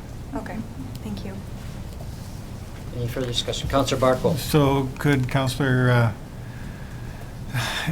Carlson add that last point about the pedestrian walkway to her motion? Gladly, that a pedestrian walkway be built from Banks Crescent all the way up Latimer, up Solly, and to the underpass. Yes. Is that the right description? And that's intended to be a sidewalk as opposed to a pedestrian trail at this point. Proper sidewalk. And then adding the agreement satisfactory to the district part at the end. Okay. Councillor Barkle? I'll second that. Thank you. It has to be. I think it's been seconded. It's It's been a friendly, seconded, so friendly it's a amendment friendly that, amendment, that the so second, we Janet need was to a go- seconder, Oh, so I sorry, just, missed that. yeah. Okay. Further discussion? Councillor Carlson? I just want to say I think that there's a lot of people in the room that I'd love to hear from, and I think that the information sessions coming forward will be very valuable, not just to the developer, but to council and to staff. And by no means is this a done deal, because that's simply not true. We now know about as much as you do, so I think that this conversation is going to be very worth having, and it's going to be a good one. So we should keep this going. Okay. Okay, I'll move forward. All in favor? Okay, all in favor, 2 opposed, the motion carries. Thank you. CAO, did you want to? No, I was just going to summarize that, but I think Councillor Carlson summarized it. But just very quickly, Council's given first reading with the intent of having a public open house in January. We'll talk further to developers, find out if they're scheduling something for December. The development, folks on the development will schedule an open house in January with two-way conversation, council, staff, and the public, and then council will determine from that point when a public hearing would be scheduled. Thank you. Okay, we'll be moving ahead to 14.3. Point 3, yes. So who's dealing with that? Mr. Planner? Thank you, Mr. Mayor. This is the application brought forward by staff to amend the OCP on the Conkle Mountain Park from open land and agriculture to parks, and rezone it from forestry grazing and A1 agriculture to Parks and Recreation 1. This is essentially the north side of Conkle Mountain. It's comprised of 8 separate parcels of land owned by the municipality. This has been brought forward to the attention of staff through the Heritage Advisory Commission, noting that this property was intended to be dedicated and designated as park back as part of the centennial celebrations. And there are a number of resolutions that we found going back as far as 2004, suggesting that the property should be designated as park in that particular resolution, passed on March 22nd, 2004. They should be designated as park on the official community plan without altering the zoning of the subject properties noted as requested by the Centennial Committee. And they reference the two large parcels of land that are this odd-shaped parcel and the one below it. So there are another 6 parcels of land that comprise this property that were not included in that particular resolution, and staff have been unable to find any evidence that the actual OCP amending bylaw was ever passed. And it's also noted that there is a plaque dedicating this as park on October the 1st, 2006, and that plaque is erected at the beginning of the Centennial Trail, and staff could find no evidence that a park dedication bylaw was passed as well. So the OCP provides guidance to the community as to the future use of particular areas of land. That is the purpose of an OCP. And suggesting amending the OCP designation to this area as park tells the community that the future use of this land is intended to be a park. And it appears clear that this was the intention of the community groups and council in 2004. The Centennial Trail and numerous hiking trails traverse this property. You can see the Centennial or Trans-Canada Trail located in that particular location.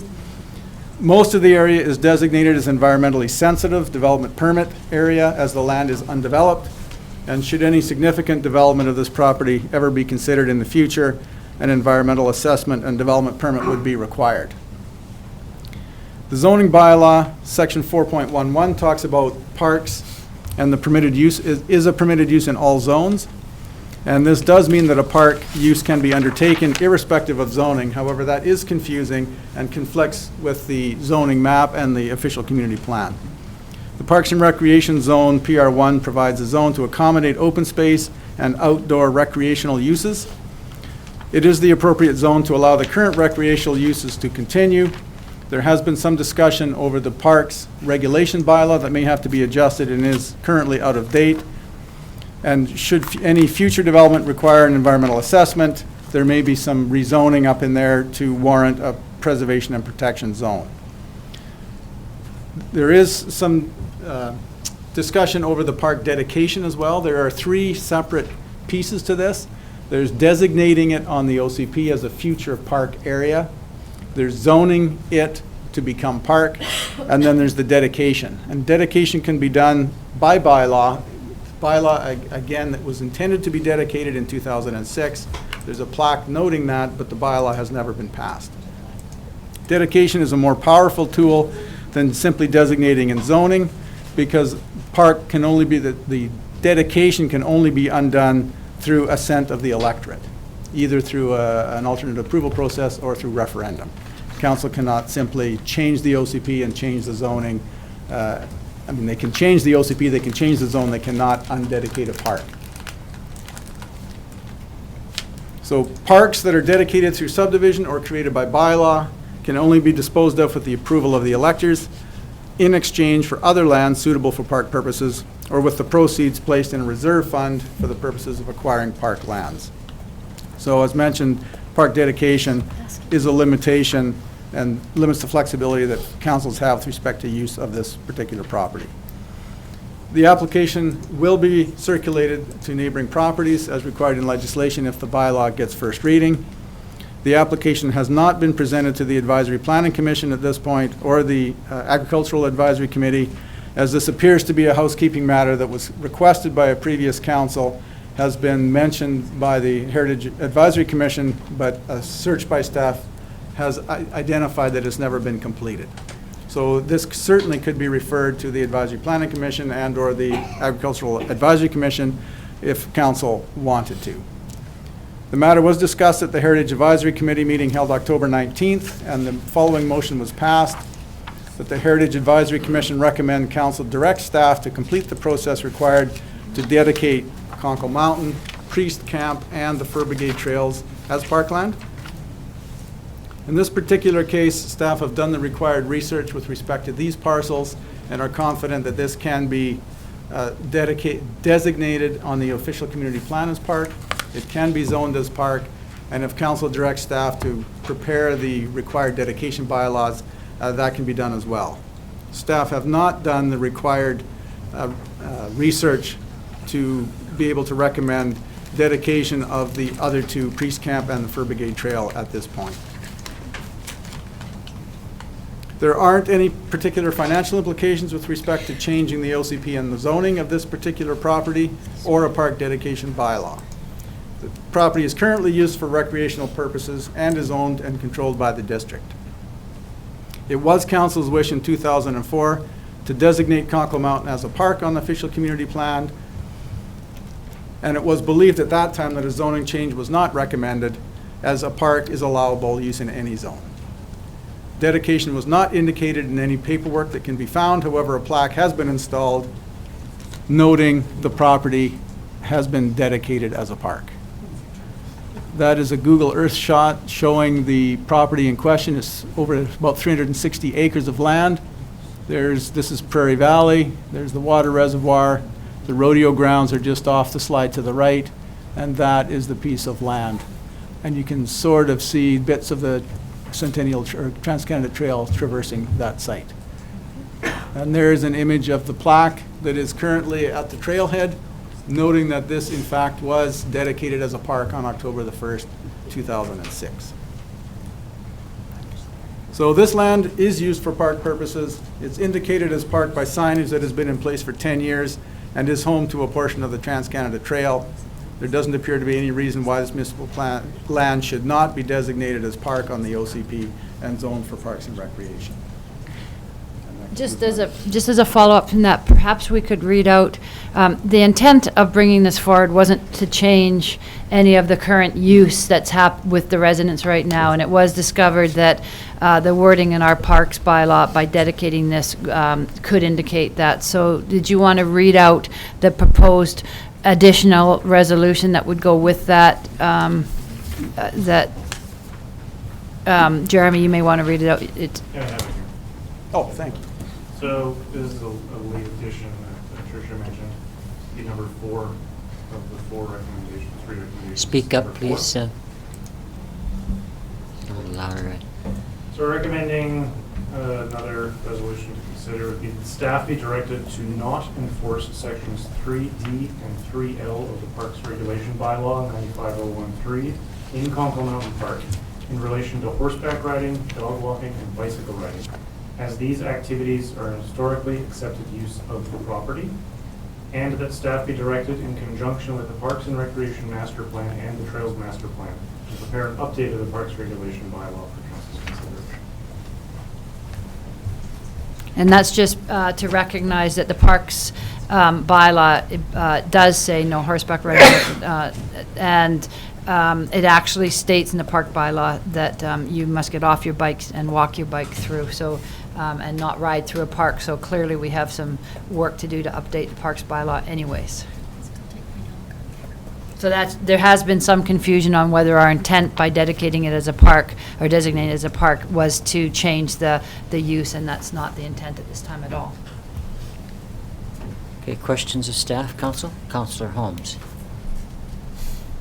Yeah, I guess ideally, we want to be able to keep the mountain the way it is in terms of recreational use, but also recognize that a lot of those trails up there were created by people not, in an unofficial capacity, and if those trails are continuously being created, there could be environmental impact implications on that. So having it as a park, or would that help us control trails and our own trail master plans, so that new trails aren't being created all the time? I believe that it would, Mr. Mayor. With respect to this application, currently the property is zoned for forestry grazing, which means we can go off, we can log it, and we can have cattle grazing up there. And the other piece is zoned agriculture, which allows for, vineyard or orchard or whatever other agricultural use. So clearly, the intent here is to have it as park, have it for outdoor recreational uses, and I think dedicating it or designating it on the OCP and zoning it would certainly make that evident to people and would give us a greater level of control as to how it's administered. Councillor Barker. Yes, I was wondering, to Director of Planning here. Oh, sorry. What was the little triangular corner on the west side that was not included in the park, and is there any possibility of including it? I know the Indian Reserve crosses the creek in a few places, but that's a funny shaped piece. You mean this little thing, right? Are you this piece? No, down yeah, the below. one that's not included there, yes. That is very interesting. On our maps, that piece of land and the piece of land to the south down here is identified as Indian Reserve land. That's why it's not got zoning or OCP designation and is not included in this particular bylaw.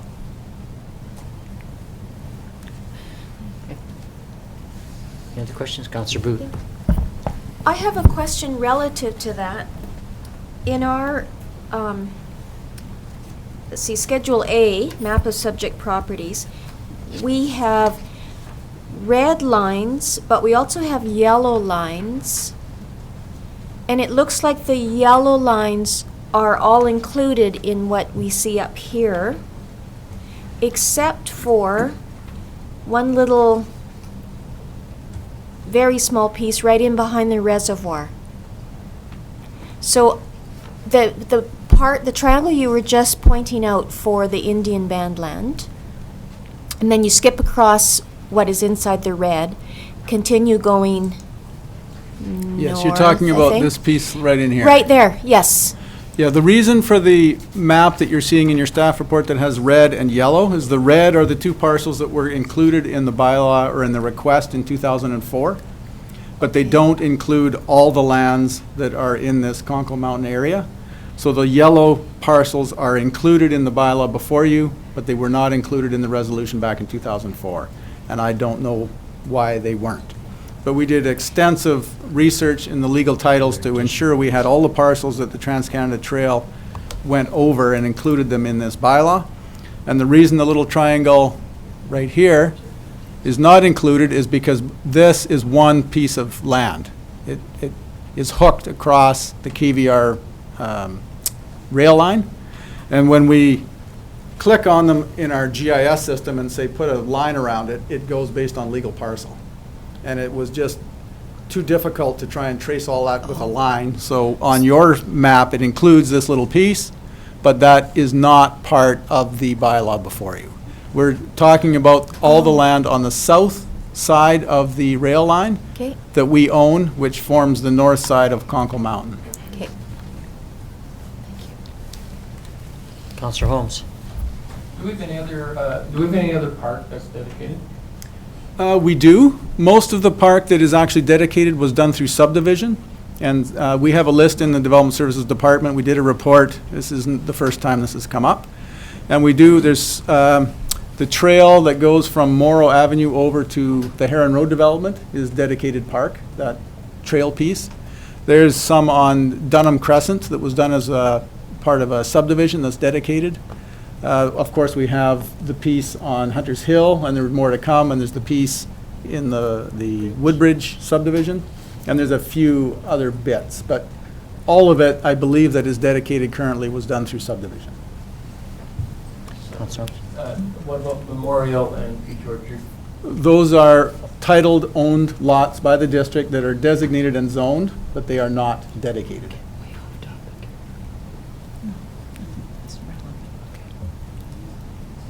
Councillor Trainer. I just have a question regarding the recommended resolution, number 4, the second part, where it says the district or staff would be directed to prepare an update of the parks regulation bylaw. That's referring to the first part of that resolution, which talks about people who can use the park. Is that right? So that specifically talks about ensuring like horseback riding, dog walking, bicycle in. That's right. It's Okay. more, it's not specific. The second part of that Yeah. is not specific to this particular issue. It's recognition that that parks bylaw is making reference to things like not biking in a park that are far outdated in all of our parks. Okay. So- And the other question I have is, if for some reason we needed to make an amendment for Conkle, and it was different than our other park uses, would that be possible? Well, that's what, yeah, it is always possible to make an amendment, even when you do, it very well might be that in a new parks bylaw, you actually identify different parks or lump them specifically and talk about what's allowed and what's not allowed. It's, or you can amend by resolution, or there's lots of different ways of doing it in best practice for doing bylaw. Okay, yeah, I was just thinking because some parks are better used for certain things and others, Right. like this one is historically used for more things than, say, Giant's Head, so it might need its own kind of category if we move forward. That's right, and you can also do a bylaw that's somewhat not restrictive and make restrictive, instead of making the bylaw restricted, you do the restrictions later. But that would be, to do that properly will be a process, and you would include it in your master planning and that. So that's why doing just an exemption now to say that just doesn't apply to Conkle Mountain, and it continues in the same form that it is now. Okay. Councillor Peak. Yeah, I did have a couple of approaches made to me why we wouldn't wait and not do this now and include it in the discussion for the Parks and Recs master plan. And I just wonder what would be the framing of not including it and maybe waiting to do it then. I think Ian, Mr. McIntosh, stated that from a staff perspective, they're following a directive given from a previous council and looking at it more of a housekeeping perspective.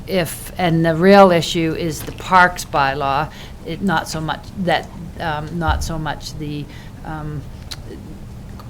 Conkle Mountain. However, that is certainly one of the options, is for this council to say no, to wait and do it all as a package. Either direction would work just as well. Okay, anybody else? Okay, would someone like to bring, we have potentially a number of motions here. Can they all be brought together, or? Doing that in number 4, right? Those could be brought together, or you might want to do them in groups. Okay.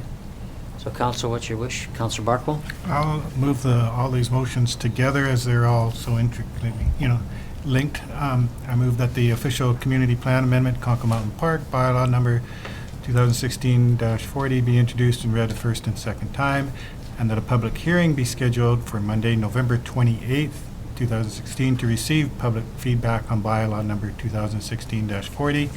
And secondly, I move that the zoning bylaw amendment, Conkle Mountain Park bylaw number 2016-41 be introduced and read for a first and second time, and that a public hearing be scheduled for Monday, November 28th, 2016, to receive public feedback on bylaw number 2016-41, and that staff be directed to prepare the appropriate bylaws to dedicate Conkle Mountain Park as parkland. And fourth, I move that staff be directed to not enforce sections 3D and 3I L of the Parks Regulation Bylaw 95-13 in Conkle Mountain Park in relation to horseback riding, dog walking, and bicycle riding, as these activities are historically accepted use of the property, and that staff be directed in conjunction with the Parks and Recreation Master Plan and the Trails Master Plan to prepare an update of the Parks Regulation Bylaw 95-13 for the council's consideration. Seconder, please. Councillor Trainer, thank you. Any further discussion? Yeah. What was that part after listen carefully? Now we all know what we're talking about. Where was that touch of humor earlier when we probably needed it? Yes, Councillor Trainer. Well, I just wanted to make a comment that I think the spirit behind all of this is really to to not make any changes in the current use and to amend park bylaws as we move forward on this if we need to allow continued use at this park. We all already consider it a park, and I think it's something that's really important to all of us, and we all use it for different reasons. And in my mind, I think that this is a way of ensuring that we preserve it for future generations. We look after it, we make trails official, and we get in proper signage so that when our own residents and when tourists come, they can go enjoy the park and not worry about getting lost. And I think ultimately, like, this is something that we can all be really proud of. So I'm really glad that this is moving forward, and I hope to hear from the community at the public hearing, and I'm really happy about this. Anybody else? Okay, we've moved and seconded. All in favor? Motion carries, none opposed. Thank you very much. Okay, 14.4, road closure. Who's dealing with that? Jeremy?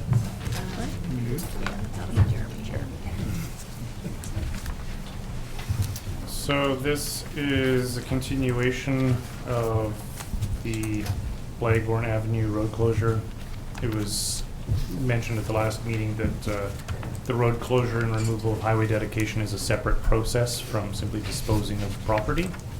So that disposal was already handled. Public notification was given according to community charter requirements. And so now we're at the point where if council wishes, we can close the road in order to dispose of the property for the development. Questions? It's pretty clear. Okay, would someone like to bring a motion forward, please? Councillor Holmes. Thank you. Seconder? Councillor Boot, thank you. All in favor? Was there any discussion? just have a Councillor Boot, question. sorry. The feedback received, did we get any feedback? I haven't received any. You haven't received any? Okay, that answers that question. Doesn't Okay. seem to be a concern. Yeah, I think the fourth portion of that made it, much more acceptable. So all in favor? Thank you. Motion carries. Thank you. Moving on to 14.5, CAO. This one's simply a consideration for adoption of the financial plan amendment that was brought forward at last meeting. That was just for the adding the items in that had been discussed throughout the year. Okay, Councillor Carlson. I will move that the financial plan 2016 to 2020 amendment bylaw number 2016-035 be adopted. Seconder, please. Councillor Peak, thank you. Okay, any discussion? Question? All in favor? Thank you. The motion carries. None opposed. Thank you very much. Moving on to council reports. Well, it's on the agenda. If anybody chooses to pass on their reports, that's fine with me. I'm passing. I'm tired. Okay. I would just like to say I think that staff did a great job at the Garnet Valley presentation. Oh, yeah. And answered a lot of people's concerns and questions, and contractor was there and showed that his intention to cooperate with the residents. And the water shut off. Yeah. And equipment is on site on Blair at this time. Work has started, so. Okay, on this side, Councillor Carlson? I had a really long one. Yeah, okay, thank you very much. It's a Councillor long Peak. evening. Yeah, We've been thank you. doing our work. Okay, we have a motion, Yeah, exactly. go, public question period. Media. Any questions? From the public? Any questions? Yes, ma'am. My name is Mary Ann McDonald, as you know. This side is really hard to hear, and Peter, your voice drops when you're speaking, so it's been very difficult. We've been straining to hear what you people have said in council. Secondly, I'd like to say thank you to Erin. She's the one that answered my email when I directed it to her, and I'd also like to thank Janet Peak for paying attention to what the council or to the public has said as far as the bylaw change. What was the number? 2016-036. And the other thing I would like to bring up on this one is that if the Banks Crescent development does go through and there does become problems as far as the stability of the banks and there's erosion from the heavy construction, who would be held liable for that? Can answer. Yes, CAO will. It would depend if, I mean, that typically that's why you get the reports from the registered professionals that show that there's no issues, and I can't answer it in general because it depends on the circumstances, but typically if we have reports from registered professionals, the liability falls on the registered professionals to be able to stand up to work that they've said is okay. Okay, the only reason I ask is my house has been sitting there for almost 100 years, and I really don't want to see it go sliding down the bank. Thank you very much. And the other one is as far as the water issue in the gully there. I know that you have addressed it as well, but we had, when the water was redirected on McDonald Place there, we ended up with a sinkhole on the right-of-way, and I'd really hate to see that happen down below as well. Okay, thank you. Thank you. Anybody else like to make a comment? Yes, ma'am. I'm Diana Smith. I live on the corner of Solly and Latimer, so I have a lot invested in this. Although I'm not against the proposal itself, the idea of more seniors accommodation, about 350 units in a low-density residential area in an area away from town is the wrong location with the wrong density. I appreciate Councillor Doug Holmes saying we need a philosophical discussion about, do we want this development in this location? So I would really like to have that discussion. So the other thing I had to say about it. So when Tuscan Terrace was built, the large trucks were previously rerouted from Solly. And there was obviously concern back then that the roads weren't built to handle large vehicles and large volumes of traffic. So how is it now that Solly is okay to have increased traffic, construction, trucks down it when it wasn't allowed in the previous project? The Interior Health report, as part of your council report, also said it wasn't an ideal location for seniors because they're narrow, hilly streets, and they're away from the community, the library, the schools, interaction with other people.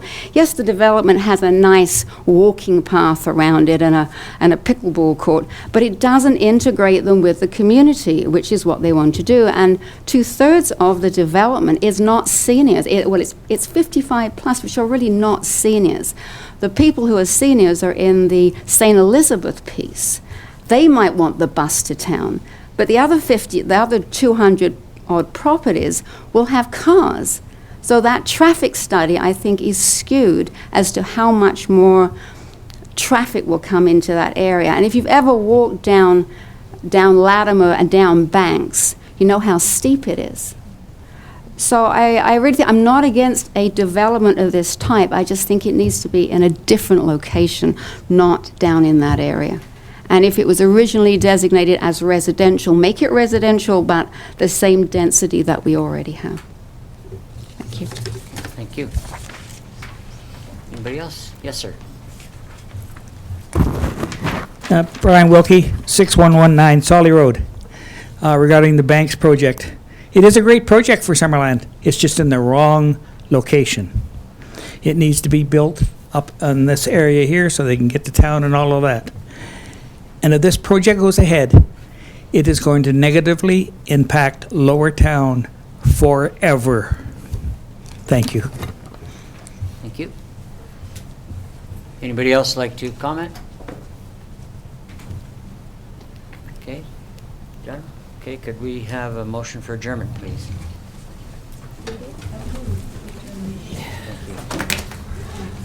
Thank you. Media? I already asked. Oh, sorry. All in favor? Thank you. Now I asked media in the wrong.